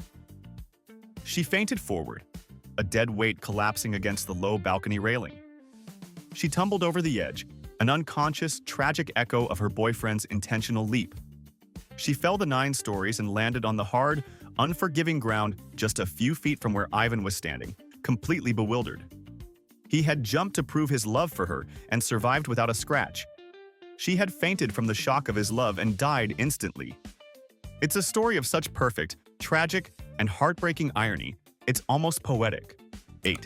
The Day It Rained Monkeys is a story that proves sometimes the most dangerous thing in the world isn't a predator or a natural disaster. It's just being in the wrong place at the wrong time, under the wrong, very overloaded tree branch. Our story takes us to a bustling street in India, a place of vibrant colors, chaotic traffic, and a surprising amount of urban wildlife. Our hero was just a man going about his day, walking down the sidewalk, probably thinking about his lunch or the weather. He was completely unaware that he was walking directly into a bizarre and uniquely fatal alignment of circumstances. Above him, a large, sprawling tree branch stretched out over the street, providing a welcome patch of shade. This branch was not empty. It was, at that particular moment, the chosen hangout spot for an entire troop of monkeys. We're talking several dozen primates, big ones, small ones, all of them just monkeying around, chasing each other, grooming, and generally adding to the collective weight on the branch. The branch, which had probably been there for decades, was old. It was probably weakened by age, weather, and maybe even a few termite infestations. It was a ticking time bomb, and the monkeys were the timer. As our hero walked directly underneath, the final critical monkey must have jumped onto the branch. It was the straw that broke the camel's back, or in this case, the primate that snapped the timber. With a loud, splintering crack that probably sounded like a gunshot, the massive branch gave way. It didn't just drift gently to the ground. It fell, bringing with it the entire, now very surprised, troop of monkeys. Our hero, who was probably just looking at his phone, looked up just in time to see a literal rain of fur, branches, and screaming primates descending directly upon him. He was crushed instantly under the combined, immense weight of the branch and several dozen panicked monkeys. The scene for the first responders must have been one of the most surreal in history. A man, a giant tree branch, and a chaotic, screeching mob of monkeys, all in a pile in the middle of the sidewalk. It's a story that defies easy explanation, a freak accident of such bizarre proportions it almost feels like a cartoon. He hadn't done anything stupid. He hadn't taken any risks. He had just been walking down the street. But he became a tragic victim of a simple, brutal equation: the structural integrity of one tree branch versus the collective weight of a whole lot of monkeys. And on that day, the monkeys won. 9. The Man Who Mistook the River for a Swimming Pool in January is a chilling story about a man whose arrogance and complete disregard for the laws of thermodynamics led to a very quick, very cold conclusion. We find ourselves in Russia, in the dead of winter. The kind of winter where the air hurts your face, and the rivers are not flowing bodies of water, but solid, frozen highways of ice. Our hero, a man who was probably described by his friends as a character, got into an argument. It was likely fueled by a healthy amount of vodka, and it was about his own personal toughness. He was boasting about his immunity to the cold, about his superior, hardy Russian constitution. He claimed that the freezing temperatures didn't affect him, that he was tougher than the winter itself. As the argument escalated, he decided he needed to prove his point. He wasn't just going to stand outside without a coat. He was going to do something so bold, so unbelievably reckless, it would silence all doubters forever. He declared that he was going to swim across the local river, in the middle of January. The river was almost entirely frozen over, but near a local bridge, there was a patch of open, unfrozen water, its dark, black surface steaming in the frigid air. That was his stage. His friends, now genuinely concerned, tried to talk him out of it. "You're insane. You'll die in seconds," they probably pleaded. But their concern only fueled his ego. He saw their fear as a sign of his own strength. He stripped down to his underwear, a lone, shivering figure in a vast, white landscape of snow and ice. He took a running start and leaped into the water. The shock of the near-freezing water must have been instantaneous and absolute. Any air in his lungs was probably driven out in a single, involuntary gasp. The human body is not designed for this. Immersion in water that cold triggers an instantaneous cold shock response. Hyperventilation, a massive spike in heart rate and blood pressure, and a complete loss of control over your breathing. He probably planned to swim a powerful, confident crawl across the channel. Instead, he just thrashed, his muscles instantly seizing up, his body going into shock. He was in the water for less than a minute before he slipped beneath the surface, his bold statement against the winter ending in a silent, gurgling defeat. He had wanted to prove he was tougher than the Russian winter, but the winter, in its cold, silent indifference, had proven him wrong. It's a powerful lesson that no amount of vodka or bravado can repeal the fundamental laws of hypothermia. 10. The synchronized flight that ended in a tragic miscalculation is a story that comes from the high-stakes world of wingsuit base jumping, a sport where the line between perfection and catastrophe is measured in inches. Our heroes are two friends in Norway, a pair of elite athletes who lived for the thrill of flying. They were part of a new generation of jumpers, pushing the limits of what was possible, all while capturing it on camera for their online followers. Their latest project was their most daring yet. They planned to perform a perfectly synchronized flight through a narrow, treacherous mountain gorge. They wouldn't just jump together. They would fly in a tight wingtip-to-wingtip formation, like fighter jets, a breathtaking display of skill and trust. The day of the jump was perfect. The sky was clear, the winds were calm. They stood on the edge of the cliff, going over the plan one last time, their helmet cameras recording every moment. One of them, let's call him Anders, was the lead flyer. His partner would follow his every move. Anders decided that to get the most spectacular possible footage, he needed to fly extremely close to the canyon wall. He wanted the video to capture the sense of speed, the raw texture of the rock rushing past just a few feet from the lens. It was a high-risk, high-reward decision. They jumped. For a minute, the flight was flawless. They were soaring, two human birds in perfect sync, the scenery a beautiful, terrifying blur. Anders, committed to getting his perfect shot, edged closer and closer to the sheer rock face. He was in the zone, a state of pure, focused flow. But he had forgotten about the one variable you can never truly predict: the wind. As he was flying, a sudden, invisible gust of wind, a microcurrent swirling off the canyon wall, caught the edge of his wingsuit. It wasn't a huge gust, but at that speed, and at that proximity, it was all it took. The wind pushed him just a few feet off his intended course. His wingtip, the very edge of his fabric wing, snagged on a jagged, rocky outcrop. The effect was instantaneous and catastrophic. The snag acted like an anchor, whipping him around and sending him into a violent, uncontrollable high-speed spin. He was no longer flying, he was a ragdoll, tumbling through the air at over 100 miles per hour. In that kind of chaotic spin, deploying his parachute was impossible. He would just get tangled in the lines. His partner's camera captured the entire, terrifying sequence: the perfect flight, the sudden snag, the horrifying, silent tumble into the abyss. It was a tragic reminder that, in a sport with zero margin for error, even the smallest miscalculation can have the most final of consequences. 1. Everyone loves that one epic wedding photo. The cliff, the view, the dress catching wind like a sail. It looks amazing on a screen because you can't feel the rain or the slick rock under your shoes. This couple wanted the hero shot. Groom lifts, dips her out over a gorge.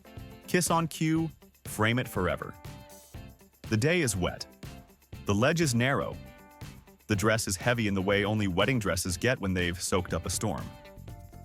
The photographer, who is the only adult in the scene, keeps saying, "2 steps back, toward me."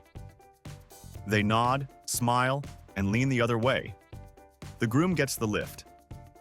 For a second, it's picture perfect. Then the two most boring words in the world show up like a bouncer: weight and traction. Her center of gravity slides past his. He tries to pull her back, but the dress has turned into a full-size sponge, and his arms are running out of strength at the exact same second his feet run out of friction. He hears, "Back, back," and discovers that back has become a theory.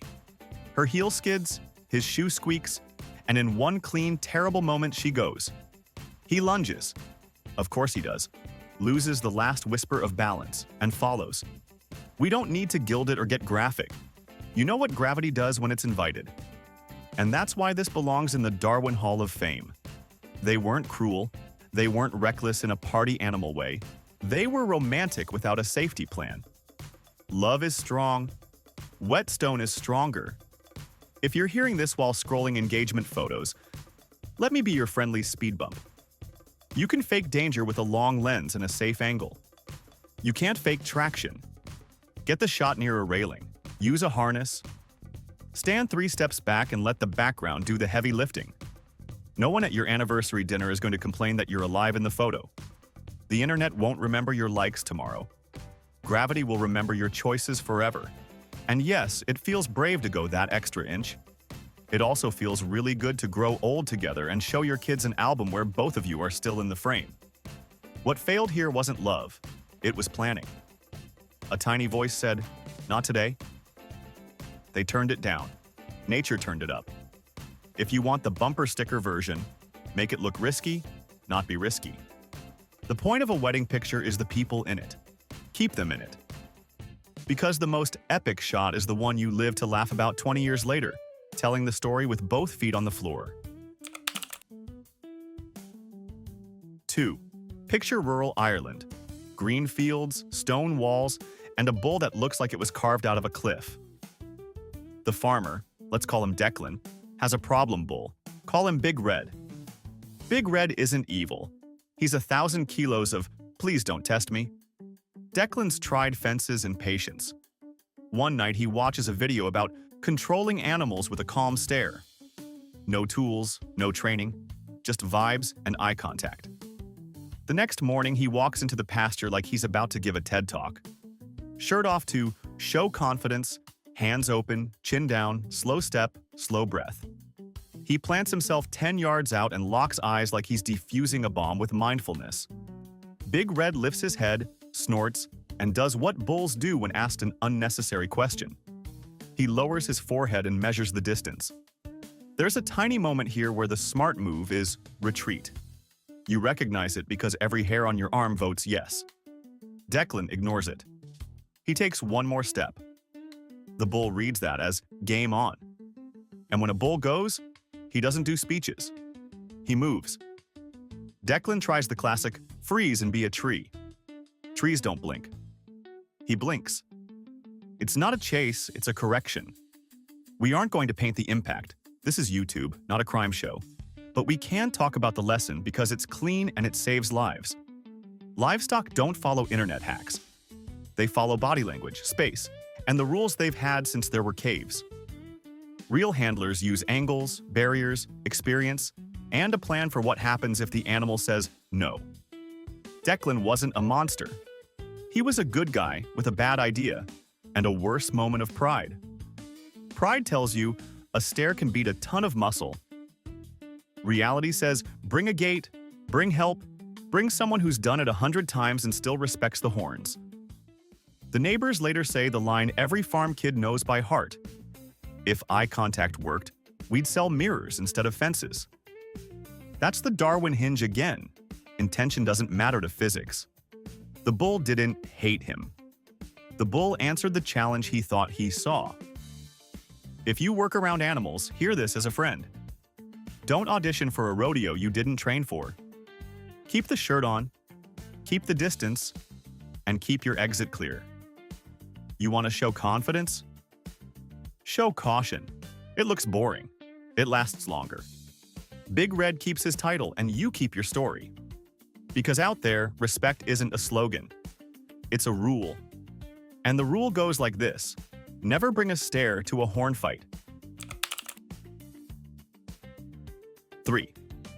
Quick gut check. If your perfect heist has a step that reads, add a little extra dynamite just to be safe.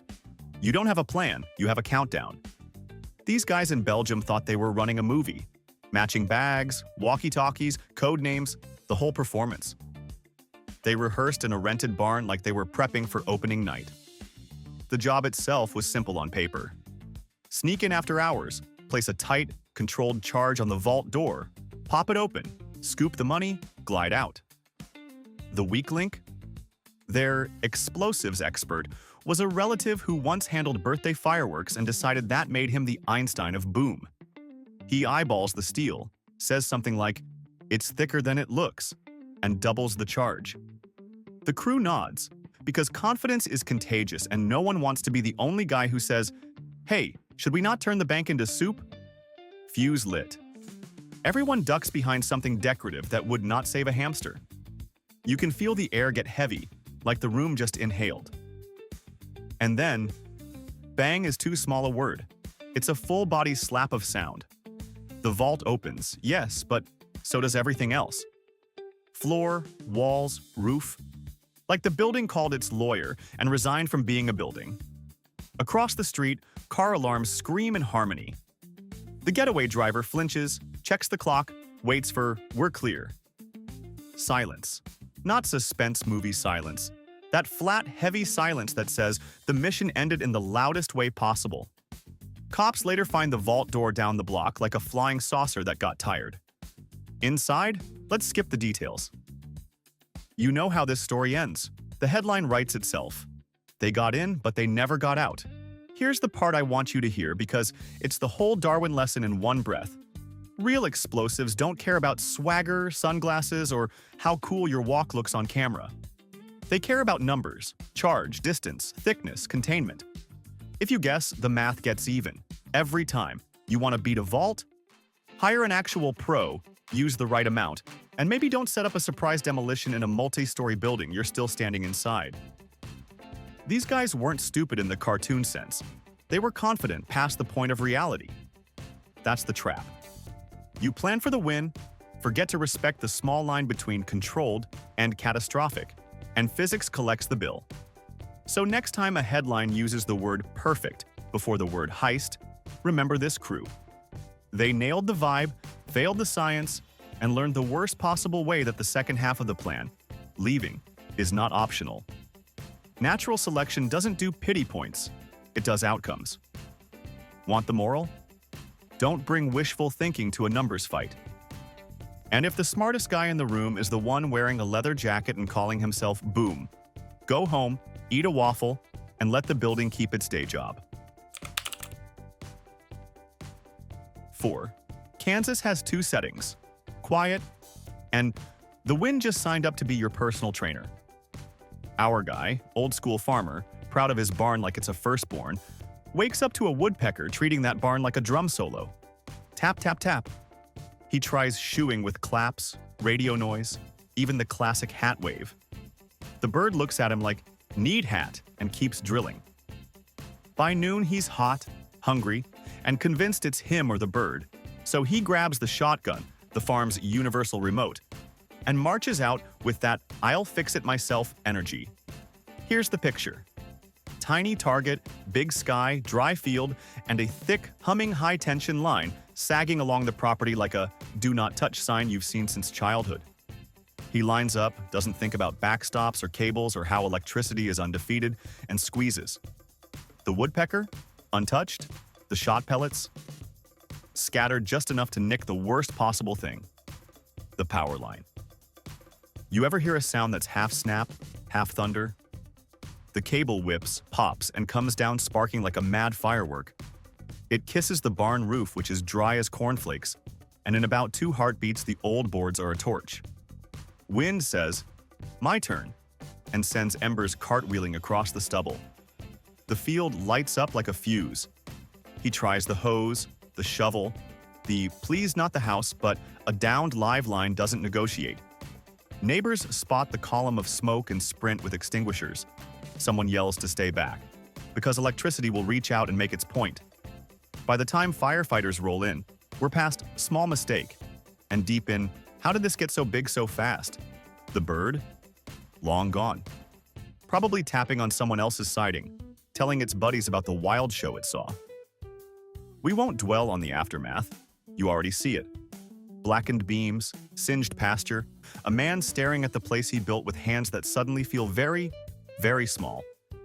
Insurance will ask the question it always asks. What started it? and he'll have to say it out loud. That's the Darwin sting here. It's not malice, it's escalation. A nuisance became a fire because the tool didn't match the job. You handle woodpeckers with patch kits, deterrent tape, maybe a wildlife officer, not a scattershot near a live wire in a dry wind.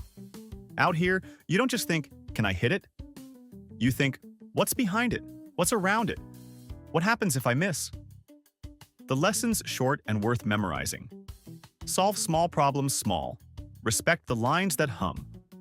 And if the fix in your hand can burn down everything you love, put it down, walk back inside, and call someone who does this every day.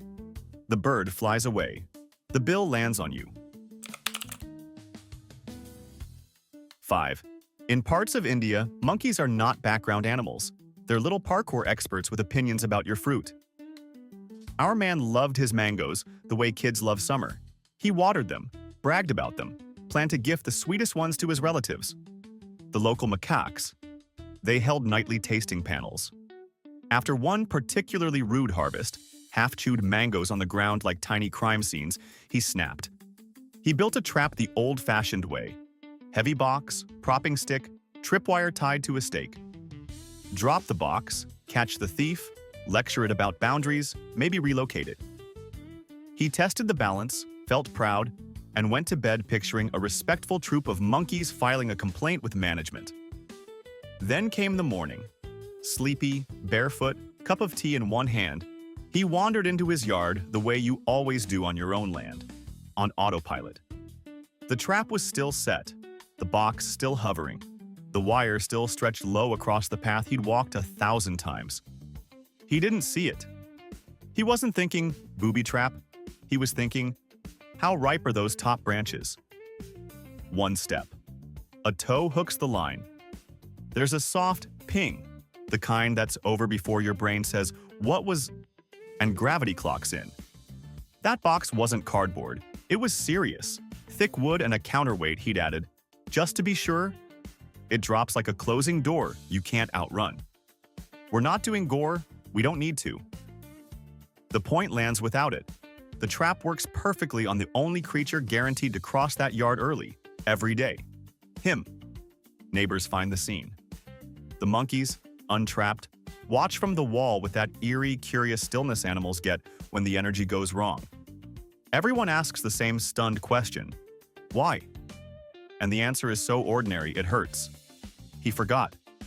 He set a real hazard on his own path, then lived like it wasn't there. That's the Darwin twist. Intention doesn't get a vote. You can mean care for my trees and still design a device with a 1-inch margin for error and place it where you drink your tea. Wild animal problems make people do wild things. Poisons, snares, angry shouts at the sky. But every professional will tell you the same 3 words. Mark it, fence it, plan it. Put danger where you won't step. Label it. Disable it before you sleep. Or skip the homebrew altogether and call wildlife control. If your trap is heavy enough to knock out a thief, it's heavy enough to end the wrong story in 1 second. The monkeys didn't change. The strategy did. So here's the friendly version of the moral taped to your fridge. Protect your fruit, not your pride. Build systems that fail safe for the person who pays the mortgage. Because the only creature that knows your routines better than a monkey is you, and you're the one you need to keep out from under the box. 6. There's a special kind of overconfidence that shows up when a new gadget lands and your buddies are around. In Louisiana, at a backyard get-together where the grill smoke smells like happiness, one guy rolls out a purchase he can't wait to brag about, a knife-proof jacket. He taps the label, reads the marketing copy, does that head tilt like he's the regional manager of physics. Someone says, "Cool, how does it work?" And instead of answering with lab tests and moving on, he declares a live demo. Public, immediate, no second thoughts. "Stab me," he tells a friend. You can almost hear the universe clear its throat. The friend hesitates. Nobody actually wants to do this. The group laughs nervously. Our guy doubles down. "Right here, we'll prove it." Here's what's true about protective gear. When it's real, it has certifications, test data, and boring build sheets with words like NIJ and layers and penetration resistance under specific force. What it doesn't have is an instruction that says, hand your buddy a sharp kitchen knife and ask him to go for it. They square up anyway. The friend does a short, awkward jab, the kind you do when you're trying to look brave and be careful at the same time. And the blade, surprised to exactly no one with a toolbox, does what blades do. It slides through fabric, through whatever thin padding is in there, and into places we're not going to describe because you get it and we don't do that here. Faces drain. The bravado evaporates. People sprint, phones come out for the worst reason, and all the air is suddenly sirens and regret. No villain, just a terrible idea meeting reality at full speed. That's why this belongs in the Darwin Awards textbook. The test ignored the only rule that matters. Don't test lethal failure modes with your actual body. You want to know if a jacket stops a blade? You hang it on a dummy, you use standardized force, you let experts who like clipboards and eye protection handle it. You don't outsource quality control to a backyard and a friend who will replay that minute in his head for the rest of his life. Let's park the jokes for 1 second and underline the lesson so it sticks. Gear is not confidence. Labels aren't armor. If the proof you need involves a pointy object and a vital organ, you're not proving the product. You're gambling with the only irreplaceable thing you own. That jacket didn't fail spectacularly. The plan did. The safest demo is the one where everyone goes home rolling their eyes at how boring it was. Next time you're tempted to show off, keep it simple. Read the manual, respect the what if, and leave the stabbing to lab rigs and ballistic gel. If you need a punchline, here's one that won't haunt your friends. It said knife-resistant, not friend-proof. That laugh's worth a lot more than the one you never get to hear. 7. Picture a weekday afternoon in Belgium, the kind where you swing by the automatic car wash because your sedan looks like it's been living under a flock of pigeons. Our guy rolls up, swipes his card, and the machine blinks that lovely message, payment error. He tries again. Same message. Again. Now he's boiled. He leans out, mutters at the reader, taps it like an old TV, and the gate still won't lift. Rational option. Back out, try another wash, or, wild idea, ask for help. His option. Fine. I'll put the car on the track myself. He throws it in neutral, pops the door, and stomps around to the trunk like he's about to move a sofa by sheer irritation. The conveyor is already humming. These things don't wait for your mood. And the floor is wet, slick, and loaded with rollers that only respect physics. He plants both hands on the bumper, legs in a half squat he hasn't rehearsed since high school gym, and starts pushing, grunting, shoulders shaking. The car inches forward. He feels vindicated. Look at that, the track has accepted the car. In the same breath, his right foot slides off the wet concrete and onto the moving belt. The rubber grabs his shoe like a hungry escalator. He flails, tries to jump back, but the first jerk twists his leg, the second yanks him down, and he folds at the hips like a deck chair. There's that instant, half a heartbeat, where he thinks he can hop free. Then the track does what the track does. It drags what it can grab. He drops, and the car, his car, the one he's been shoving, becomes a very slow, very dumb, very heavy accomplice. The wheels roll. The brushes ahead are spinning. The water arcs hiss like snakes, and there's no big red emergency button anywhere his hands can reach from the ground. The friend filming? There is no friend. That's the point. When you stage solo hero moves, you get solo consequences. No attendance, no quick stop, just a conveyor that thinks everything in front of it is a dirty fender. We're not going to paint the aftermath. You're already wincing. What matters is the chain of tiny decisions that turned an annoying card reader into a fatal physics demo. He decided a payment hiccup was an insult. He decided rules and safety signs were suggestions. He decided to fight a machine designed to move cars by standing where cars go. And that's why this lands in the Darwin chapter labeled Stubborn Meets Machinery. Car washes are built like factories, predictable, relentless, indifferent. They don't hate you. They don't notice you. They only notice pressure and motion. The smart move is boring. Stay inside the vehicle, follow the instructions, keep hands and feet where Disney told you to keep them when you were 6. If the gate won't open, there's a phone number and a human whose job is to fix it. The dramatic move photographs better in your head, But the conveyor doesn't care about your frustration arc. The lesson fits on a bumper sticker. Never step on the belt, never stand behind your own car, and never try to outmuscle a machine that moves 2 tons like it's a shopping cart. The wash will always win. And the only thing cleaner at the end of that plan is the list of mistakes that got you there. 8. New York City has one rule for street-level life. Everything is moving all the time, and none of it is waiting for your amateur stunt. Our guy, fired up by an online challenge, wheels a shopping cart to the mouth of a parking garage ramp so steep it might as well be a slide. The friend with the phone frames the shot. Classic, vertical video. Breathy commentary, ready to shout, "Let's go!" like a tour guide to the emergency room. You can almost see the thought bubble over the rider's head. Snowboard vibes, street clout, a clip that makes the group chat scream. He hops into the cart, crouches, and pushes off. At first, it's wobbly but thrilling. Metal rattling, wheels chattering, a quick lurch that feels like victory. Then reality comes in layers. The ramp amplifies speed. The cart wasn't engineered for steering, and those little front casters are 2 degrees of turn away from becoming chaos. He leans to correct. The cart fishtails. The handlebar bites his hips, and the world narrows to a tunnel of gray concrete and regret. There's no brake, no rail, no plan, just momentum.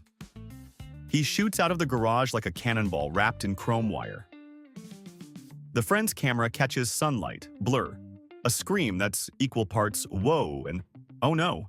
And in the next beat, because this is a city and not your backyard, a taxi crosses the frame exactly where the cart exits. We're not playing you the audio in your head. We're not describing impacts. You know what happens when soft meets mass at street speed. Taxi drivers are used to everything. Dogs, deliveries, pigeons playing chicken, but not a human shopping cart becoming a traffic event. Horns, brakes, shouting, the friend's voice turning into a thin, high, "Dude, dude, dude." And this is where our show gets serious for a second. These challenges aren't dares. They're auditions for disaster. A ramp is not a half pipe, a cart is not a vehicle, and a live street is not a stunt lane. The line between "this will be funny" and "this will be forever" is the thickness of one bad idea at high speed. If you've ever looked at a cart and a hill and felt the itch, don't. If you need a thrill, pick something that was designed to be thrilling, with helmets, pads, lanes, rules, and people who like clipboards supervising because they've seen it all. The friend who filmed?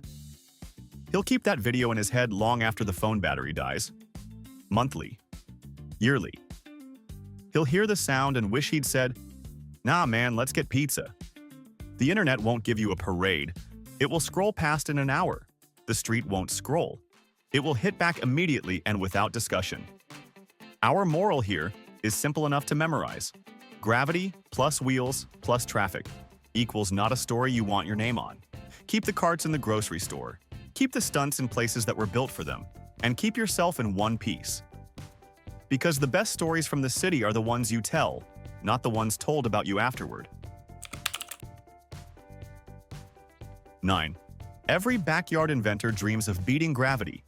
One man actually tried the classic, a lawn chair lashed to a cluster of weather balloons, because if a party looks fun at 5 feet, why not make it 11,000? He checks the knots, eyes the sky, loads a small pellet gun, just in case, and smiles like a kid sneaking out after curfew. Liftoff is slow and giddy. The chair rises past the fence, past the rooftops, past the point where birds stop side-eyeing you and start giving you professional respect. Neighbors point, jaws open, voices trailing up into a blue that keeps going. The world shrinks.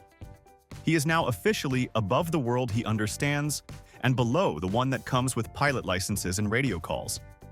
Breeze decides the route. The city decides to be underneath.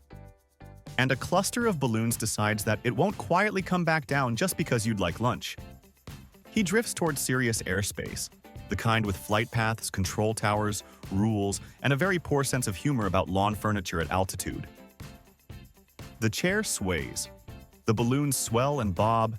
He grips the armrests and confronts the line he never sketched in the plan. Up is easy, down is math. Time to use the emergency system.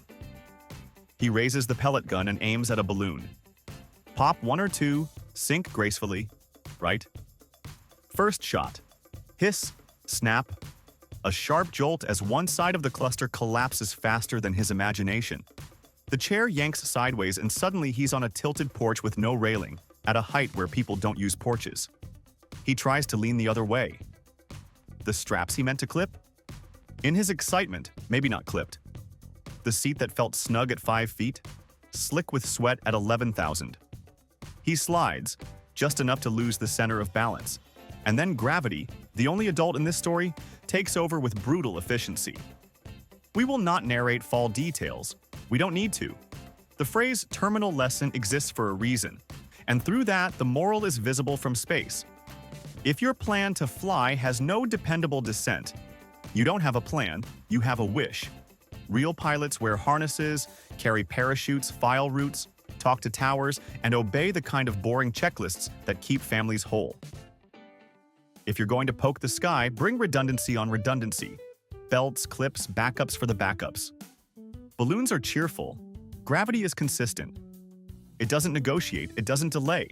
It doesn't care about your can-do spirit. The dream of personal flight is beautiful. The execution can't be improvised with party supplies and a hope that I'll figure it out up there. Because up there, figuring it out is already too late. The lawn chair can float. The person needs a way home. Without it, you're not a pioneer. You're a cautionary tale drifting past the flight path with a lesson every kid should hear. Always respect the sky. It never forgets.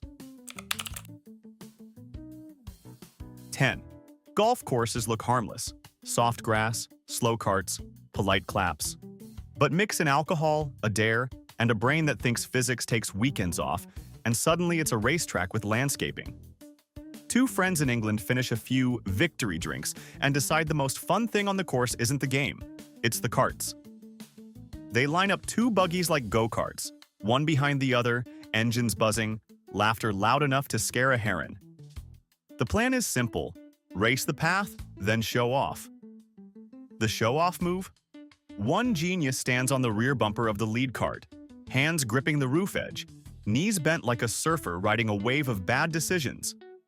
The driver, same level of buzz, same level of confidence, punches it. The cart hops. The surfer whoops. The second cart follows close because what's a bad idea if your best friend isn't tailgating it? Here's where courses hide their danger. The paths curve, the tires are tiny, and the steering is twitchy when your hands are steady, let alone when they aren't. The lead driver takes a sharp turn to keep the thrill up. That swing whips the back end and snaps the standing guy sideways. He fights it, knees skidding, fingers white on the roof, one shoe peeling off the bumper. For a breath, he almost recovers. Then the wheel jounces over a seam, the cart yaws, and his center of gravity exits the chat. He tumbles off the bumper and lands exactly where no one should ever land. On the path of the second cart, which is too close and too fast for the driver to do anything but shout. We don't do gore, we don't need to. The image is enough to turn down the music in your head. Staff and friends run, the mood flips from party to panic, and the course, this quiet, tidy patch of England, suddenly feels like the worst place for a stunt. That's the Darwin through line. Vehicles plus ego plus alcohol equals a math problem you cannot solve with balance tricks. Golf carts are not toys. They're light little machines that tip easily, stop slowly, and don't care that you think you're on a surf break. The sober version of this night is boring and beautiful. Sit down, buckle up if there's a belt, leave space between carts, and let the wildest thing be a lucky chip-in. The drunk version turns gravity into a referee you can't argue with. And if you're thinking, we've done this 100 times, that's the trap. Luck isn't a safety plan. It's a tab that eventually gets collected. The friend who was driving the second cart will replay that corner forever, wishing he'd backed off 10 yards or said, "Nah, mate, hop in." The course marshal will write a report with sentences that start with, "following consumption of alcohol," and end with a list no one wants to read. Here's your magnet on the fridge moral. Ride the cart like it was meant to be ridden. Never stand on it. And never ever turn playtime into traffic. The point of golf nights is the story you tell in the clubhouse, not the silence after a siren. 1. The prank that ended with the worst punchline imaginable is a story that serves as a brutal masterclass in the laws of unintended consequences. We're in South Carolina, at the tail end of a long night of drinking and questionable decision-making. Our protagonist is that guy in every friend group. The class clown, the life of the party, the one whose entire personality is built on getting a laugh, no matter the cost. His target for the evening was his good friend, a guy who was probably just trying to say his goodbyes and go home. As they all spilled out of the bar into the dimly lit parking lot, our prankster saw his opportunity for one last grand finale. He decided it would be absolutely hilarious to pants his friend, the timeless juvenile act of yanking someone's trousers down in public. It's a prank built on surprise and mild humiliation, meant to get a quick, cheap laugh from the assembled crowd. He snuck up behind his unsuspecting friend, and with the timing of a seasoned comedian, he hooked his fingers into the waistband of his buddy's jeans and yanked down with all his might. For a split second, the prank worked perfectly. The friend was caught completely off guard, his pants suddenly around his ankles, a look of pure, bewildered shock on his face. The group erupted in the kind of roaring, wheezing laughter that only comes from cheap beer and low standards. But in that exact moment of triumphant hilarity, a chain reaction of pure, chaotic physics was set in motion. The victim of the prank, startled and suddenly unable to use his legs properly, lost his balance. He didn't just stumble forward. He instinctively lurched backward, trying to regain his footing. He took 1, 2 clumsy, staggering steps back, away from the parking lot and directly into the street. It was a street that ran alongside the bar, and at that very moment, a car was pulling out, its driver probably just focused on getting home safely. The driver wasn't speeding or being reckless. They were just leaving a bar at closing time. They would never have expected a human being to suddenly materialize, falling backward into their path. The driver hit the brakes, but it was far too late. The sound of screeching tires cut through the laughter, replacing it with a sudden, horrifying silence. The prankster stood there, frozen, probably still holding a piece of his friend's belt loop, the architect of a catastrophe he could never have imagined. The joke had landed, but the punchline was a tragedy that no one was laughing at. It's a chilling reminder that the line between a harmless prank and an irreversible disaster can be as thin as a pair of blue jeans. 2. A modern classic from the "Don't Try This at Home, You Absolute Moron" collection is the tale of a man who decided to bring a viral video stunt into the real world with predictably messy results. Our hero is a 28-year-old from Tennessee, a guy who probably spent a little too much time watching epic fail compilations and thinking, "I could do that, but better." His chosen form of extreme sport? Shopping cart surfing. The plan, which he and his friend concocted, was as simple as it was idiotic. One guy drives an SUV, while the other rides in a shopping cart being towed behind by a rope.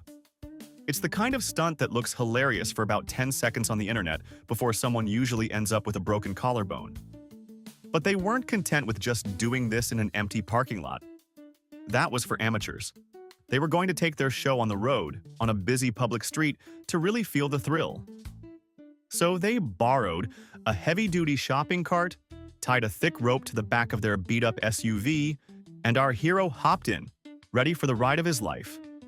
At first, it was probably exhilarating. They started slow, the shopping cart rattling pleasantly on the asphalt. Then they picked up speed. 20 miles per hour. 30. The wind was screaming in his ears. The world was a blur, and he was the king of the road, a suburban chariot racer powered by a V6 engine and pure, uncut foolishness. He was probably whooping and hollering, feeling utterly invincible. But the thing about shopping carts is that they are designed to do one thing: wobble uncontrollably around a grocery store at 3 miles per hour. They are not designed for high-speed maneuvering on a busy street. As they were cruising along, the driver of the SUV suddenly had to swerve. Maybe it was a pothole. Maybe it was a squirrel with a death wish. It doesn't matter. The driver reacted instinctively, yanking the wheel to avoid the obstacle. The SUV, with its power steering and modern suspension, handled the swerve just fine. The shopping cart, however, did not get the memo. With its tiny, rigid wheels and non-existent steering, it continued straight ahead, governed by the simple, unforgiving law of inertia. The rope went taut like a guitar string, and then, with the force of a medieval catapult, it whipped the shopping cart sideways, instantly ejecting its sole passenger. He wasn't just thrown to the ground, he was launched, like a human cannonball, directly into the path of oncoming traffic in the opposite lane. A driver in another car, just heading home from work, was suddenly faced with the surreal and impossible sight of a grown man flying through the air towards their windshield. He had wanted to create a viral video, a moment of fleeting internet fame. Instead, he became a very literal and very permanent deadline. 3. The Bet That Was Hard to Swallow is a beautiful, tragic poem about the human ego, a story that asks the timeless question, what is the absolute dumbest thing a man will do to win a bet? Our setting is a classic dive bar in Illinois, the kind of place where the floors are sticky, and the best ideas are born at the bottom of a pitcher of cheap beer. Our hero, a 30-year-old man, found himself in the midst of a heated debate. The topic wasn't politics or sports. It was about his own personal superpower. He claimed, with the unshakable confidence of a man who's had a few too many, that he could swallow a live fish, not a goldfish cracker, not a Swedish fish gummy, a living, breathing, wriggling fish. The bar, naturally, erupted in a chorus of laughter and disbelief. His friends called his bluff, and soon a bet was made. The stakes weren't high, probably just a round of drinks and a few moments of fleeting glory. But for our hero, his honor was on the line. Someone produced the co-star for this tragic play. A 5-inch live fish swimming innocently in a glass of water.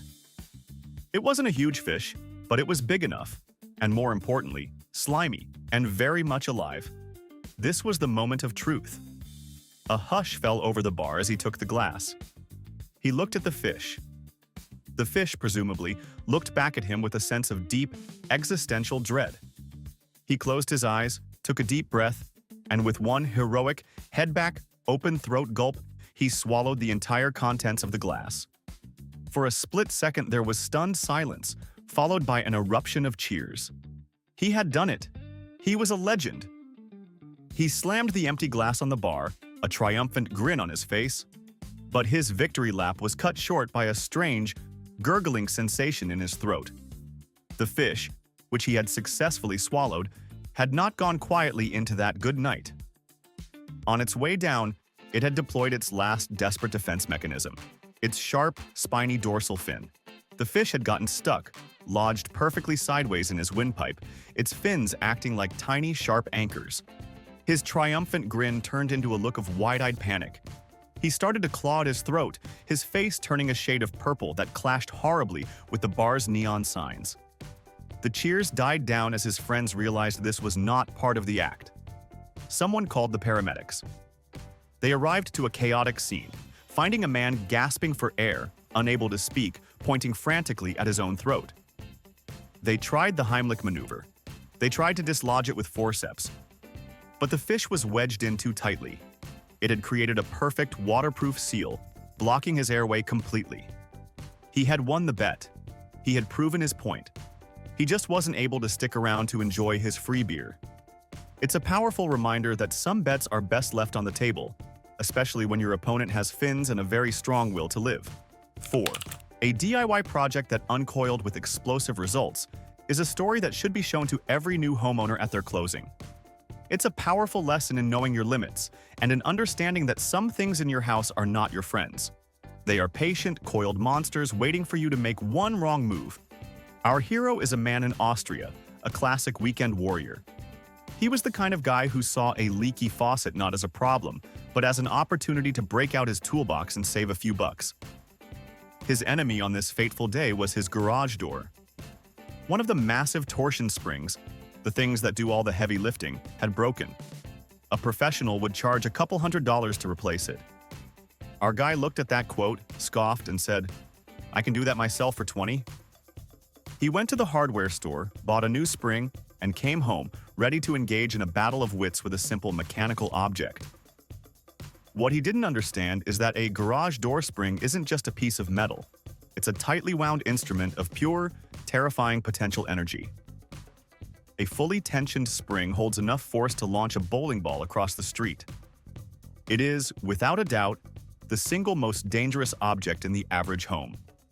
Unaware of the coiled serpent he was about to poke, he started his repair. He got his wrenches, propped the door open, and began to loosen the bolts on the bracket holding the one remaining good spring. He was probably feeling pretty proud of himself, saving money, being self-reliant. He loosens the first bolt, then the second. Then he gets to the final bolt, the one tiny piece of metal holding back an incredible amount of stored energy. He gives it one last turn. In that instant, the spring was released from its prison. It didn't just unwind, it exploded. With a sound like a gunshot, the spring uncoiled with unimaginable violence. The force was so immense it ripped a piece of the metal bracket clean off and sent it flying across the garage like a piece of shrapnel from a grenade. Our hero, standing directly in its path, never even had time to react. The metal projectile struck him with lethal force, ending his DIY career in a single, brutal moment. He had wanted to save a couple $100s on a repair job. Instead, he paid a price that was infinitely higher. It's a grim reminder that some jobs are best left to the professionals, especially the ones that come with a built-in, high-tension catapult aimed directly at your face. 5. The Closet Brewery and the Carbonated Bomb is a story that serves as a powerful chemistry lesson, a tale of a young man whose thirst for cheap party booze led him to invent a new, highly effective and entirely accidental improvised explosive device. Our protagonist is a college student, and like most college students, he had two primary goals in life: to study occasionally and to party frequently. For his upcoming rager, he needed alcohol, and lots of it. But being a broke student, he decided to bypass the liquor store and embrace his inner bootlegger. He was going to brew his own. His recipe was simple, gleaned from the darkest corners of the internet: yeast, sugar, and water. The holy trinity of cheap hooch. He mixed the ingredients together in a large, heavy-duty plastic container, the kind you might use for storing soup. It had a tight-fitting, screw-on lid, which he thought was perfect for keeping his precious concoction safe and sound. He screwed the lid on extra tight, gave the container a triumphant shake, and then looked for a place to let the magic happen. He needed somewhere warm and dark for the fermentation process to begin.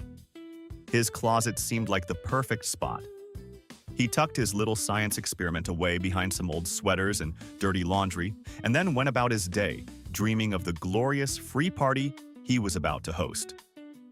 What our budding brewmaster didn't understand, or had perhaps slept through in high school chemistry class, is that fermentation is not a quiet, gentle process. It's a vigorous biological reaction where tiny yeast organisms gorge themselves on sugar and, as a byproduct, release a truly massive amount of carbon dioxide gas. And when you put that reaction inside a completely sealed container, you're not making alcohol. You're making a bomb.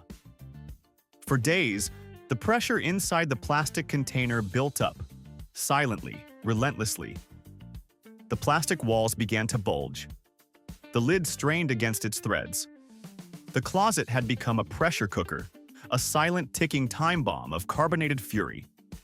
And then one evening, while our student was probably sitting in his room studying or playing video games, the container decided it could take no more. It exploded. And this wasn't a gentle pop and a messy spill. The container detonated with the force of a grenade. The heavy-duty plastic, which he thought was so secure, was turned into razor-sharp shrapnel, flying in every direction at incredible speed. Shards of plastic ripped through his closet door, embedded themselves in the walls, and, tragically, struck him with lethal force. When the authorities arrived, they were greeted by a scene of utter chaos. A destroyed room, a sticky, sweet-smelling mess everywhere, and the tragic remains of a student who had just wanted to make some cheap booze for his friends. He had succeeded in creating a powerful chemical reaction, but the final product wasn't alcohol. It was a lesson in pressure, delivered in the most explosive way possible. 6. The bow hunter who brought a knife to a tank fight is a timeless story about the difference between being a hunter and being food. We're in the vast open plains of Wyoming, a place where the men are men, and the buffalo, well, the buffalo are 2,000-pound furry locomotives with horns. Our hero is a bow hunter, a man who eschews modern rifles for the purity of the hunt. He saw himself as a modern-day frontiersman, a true sportsman matching his wits and skills against the raw power of nature. His target for the day was a magnificent, full-grown bison, a creature that is essentially a living, breathing tank covered in fur. Now, most bow hunters would try to get a shot from a safe distance, maybe 50 or 60 yards away, to give themselves a fighting chance if things go wrong. But our guy, he was feeling bold. He was a purist. He wanted to get close. He stalked the massive beast, creeping through the tall grass until he was just 20 yards away. 20 yards. That's less than the length of a school bus. He was practically close enough to smell what the bison had for breakfast. From this incredibly risky position, he drew his bow, took careful aim, and let his arrow fly. It was a perfect shot. The arrow sailed through the air and struck the bison squarely in its massive flank. Our hunter probably felt a surge of adrenaline and pride. He had done it. He had landed a killing blow on one of North America's largest land animals. But the bison had a different opinion. It didn't fall over. It didn't run away. It just stood there for a second, a look of profound, deep-seated annoyance on its face. The arrow hadn't been a killing blow. It had been a very painful, very irritating poke. And it had just made the 2,000-pound beast extremely, extremely angry. The bison turned its massive head, locked its dark, furious eyes on the source of its irritation, and made a simple decision. It was going to delete the problem. It lowered its head and charged. Now, a 20-yard gap seems like a decent amount of space, but a charging bison can cover that distance in about 2 seconds. Our hunter, who was probably still admiring his shot, looked up just in time to see a wall of fur, muscle, and pure rage bearing down on him at the speed of a freight train. He didn't have time to run. He didn't have time to scream. He just had time to realize that he had made a catastrophic error in judgment. He had brought a bow and arrow to a fight that required an anti-tank missile. The bison demonstrated, with brutal efficiency, why it has remained at the top of the food chain for thousands of years. It had been a beautiful day for a hunt. It just turned out that he wasn't the one doing the hunting. 7. The Beaver Dam and the Explosive Shortcut is a classic tale of man versus nature, a story where a man looked at a complex ecological problem and decided the solution was a very, very big explosion. Our story unfolds on a sprawling farm in Idaho, where a hard-working farmer was facing a persistent furry menace. Beavers. A family of them had built a massive dam on a creek running through his property, and the resulting pond was slowly but surely flooding his valuable pasture land. He tried everything. He tried tearing parts of the dam out by hand, but the beavers, being nature's own tiny, tireless engineers, would just rebuild it overnight. He was frustrated. He was losing a war of attrition against a bunch of oversized rodents. So, he decided it was time to stop thinking like a farmer and start thinking like a demolition expert. He got his hands on a few sticks of dynamite. His plan was elegant in its simplicity and terrifying in its lack of foresight. He would plant the dynamite in the heart of the beaver dam, light the fuse, and blow the entire structure and hopefully the beavers back to the Stone Age. He waded out into the pond, the murky water swirling around his boots. He found the perfect spot, jammed the dynamite deep into the intricate lattice of mud and sticks, and set the fuse. He lit the match, the tiny flame sputtering in the damp air, and touched it to the fuse. The fuse caught, hissing and sparking like an angry snake. Now the clock was ticking. The sane, logical escape route would have been to retreat back the way he came, through the pond to the safety of the shore he'd just left. But our hero was in a hurry. He saw a shortcut. He could just run across the top of the beaver dam itself to get to the other side of the creek. It was faster. It was more direct. It was, he thought, a brilliant idea. He began to scramble across the top of the dam, a precarious jumble of wet logs, branches, and mud. He was halfway across, the hissing of the fuse getting louder and more urgent behind him, when he stepped on a particularly slick, moss-covered log. His foot shot out from under him. He flailed his arms wildly, trying to regain his balance, but it was useless. He tumbled off the top of the dam and landed with a splash in the shallow water, right next to the very structure he had just armed with high explosives. He lay there, dazed and tangled in the branches, looking at the sputtering, rapidly shortening fuse just a few feet away. In that final moment, he must have realized the beautiful, tragic irony of his situation. He had tried to take a shortcut to safety, and had instead taken a shortcut to the front row seat of his own self-destruction. The resulting explosion was spectacular. It obliterated the beaver dam, sent a geyser of water and mud high into the air, and of course solved his beaver problem permanently. 8. The knight who was defeated by his own armor is a story that proves that sometimes historical accuracy can be a real killer. We're at a bustling medieval reenactment fair in England. The air is filled with the smell of roasting turkey legs, the sound of lute music, and the enthusiastic, if not always accurate, shouts of people pretending to live in the 15th century. Our hero is one of these dedicated reenactors, a man who took his hobby very, very seriously. He wasn't just wearing a cheap costume. He was decked out in a full, magnificent suit of authentic plate armor. We're talking the real deal. A heavy steel breastplate, greaves, gauntlets, the whole 9 yards. He looked incredible, a gleaming walking tank of historical authenticity. He was probably having a great day, basking in the admiration of the crowd. But then a dispute arose. Maybe it was an argument over the rules of a joust, or perhaps someone insulted the historical accuracy of his helmet. Whatever the cause, our knight got into a heated argument with another reenactor. Voices were raised. Insults were hurled. Our knight, his face beet red with fury inside his metal helmet, became so enraged, so utterly consumed by medieval anger, that his 21st century body couldn't handle it.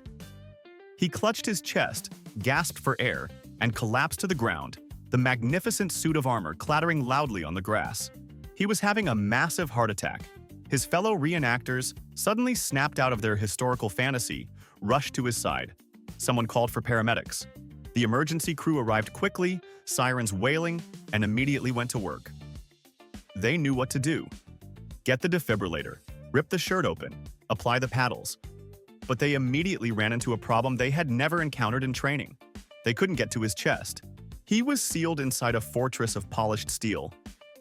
The intricate system of buckles, straps, and leather ties that held his authentic breastplate in place was a complete mystery to them. They fumbled with the fastenings, trying to figure out the medieval puzzle, as precious seconds ticked away. They didn't have the tools or the time to pry it open. They were helpless, unable to use their life-saving modern technology because of a 500-year-old piece of costume design. The knight lay there, defeated not by a sword or a lance, but by his own unwavering commitment to historical accuracy. 9. The game that ended in a perfect tie is a story that comes to us from Russia, a country known for its harsh winters, its strong vodka, and its unique, if somewhat brutal, forms of entertainment. Our story features two friends who, after a long and very thorough session of communing with a bottle of vodka, found themselves bored. They needed a game, a contest of strength and endurance to prove who was the true champion of the evening. They didn't settle for arm wrestling or a game of cards. Their idea of a friendly competition was a little more percussive.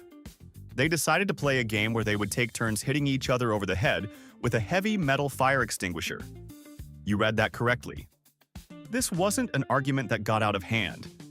This was the agreed-upon rule set for their entertainment. One of them, let's call him Dmitri, probably said, "I bet I can take a hit better than you." And his friend Ivan replied, "Niet, I am the true Ironhead." And thus the first annual fire extinguisher head-bashing championship was born. So they stood facing each other in a dimly lit room, the heavy red fire extinguisher held by Ivan, ready for the first round. Dmitri braced himself, probably puffing out his chest with drunken bravado. Ivan swung the extinguisher in a mighty arc, bringing it down with a sickening metallic thwack on Dmitri's head. Dmitri staggered, saw stars, but remained standing. A true champion. He shook his head, probably trying to get the ringing out of his ears, and then it was his turn. He took the fire extinguisher from Ivan, who now stood ready to receive his punishment. Dmitri, not wanting to be outdone, swung it with even more force, connecting squarely with Ivan's skull. Now they were both bleeding, both concussed, but both still in the game. The score was even. They decided to go for round 2. They repeated the process, another brutal, skull-rattling exchange of blows. They were both still standing, their pride somehow outweighing the immense, screaming pain signals from their brains. They were true warriors in their own minds. They decided on a third, final, tie-breaking round. Ivan went first, delivering another devastating blow. Dmitri, barely conscious, somehow stayed on his feet. He took the extinguisher for what would be the final time. He summoned all his remaining strength, all his vodka-fueled fury, and delivered the last blow of the game to Ivan's head. And then, in a moment of beautiful, tragic symmetry, both men collapsed to the floor simultaneously, succumbing to their massive, self-inflicted head trauma. The game had ended. The final score was a perfect tie. They had both proven, beyond a shadow of a doubt, that they were equally tough and equally, profoundly, stupid. It's a grim tale, but it has a silver lining. At least neither of them had to buy the other one a drink. 10. The $50 bet that cost him everything is a story that proves, once and for all, that the human mouth was not designed to be a storage unit for sporting equipment. We're in a bar in Florida, where a man, fueled by liquid courage and an overwhelming desire to be the center of attention, made a bold and very specific claim. He wasn't going to eat something spicy or drink something gross. He announced to the entire bar that he could swallow a standard, regulation-size pool ball, a solid 2¼ inch sphere of pure, indigestible resin. His friends, and the other bar patrons, immediately called him on it. A pot was quickly collected. $50 for the man who could perform this impossible feat of human anatomy. For our hero, this was his moment to shine. Someone racked the table and he selected his co-star for the evening.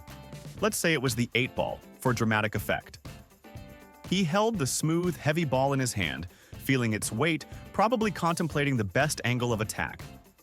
He worked his jaw, stretching it out like a python preparing to swallow a pig. The bar went quiet, all eyes on him. He took a deep breath, opened his mouth impossibly wide, and, with a series of strained, gagging motions, he began to force the ball down his throat. It was a grotesque, yet mesmerizing spectacle. The ball slowly disappeared, stretching his esophagus to its absolute limit. And then, with one final, mighty gulp, it was down. It had passed the point of no return. He stood there, panting, tears in his eyes but a triumphant look on his face. He had done it. The crowd erupted in a mix of cheers and horrified gasps. He pointed to the $50 pot on the bar, ready to claim his prize. But then he tried to take a breath. And nothing happened. The pool ball, in its new home, had created a perfect airtight seal in his esophagus. It was acting like a flawless spherical cork, completely blocking his windpipe. The triumphant look on his face was instantly replaced by one of pure, silent panic. He clawed at his throat, his eyes wide with the horrifying realization of what he had just done. His friends, their laughter turning to terror, tried the Heimlich maneuver, but it was useless.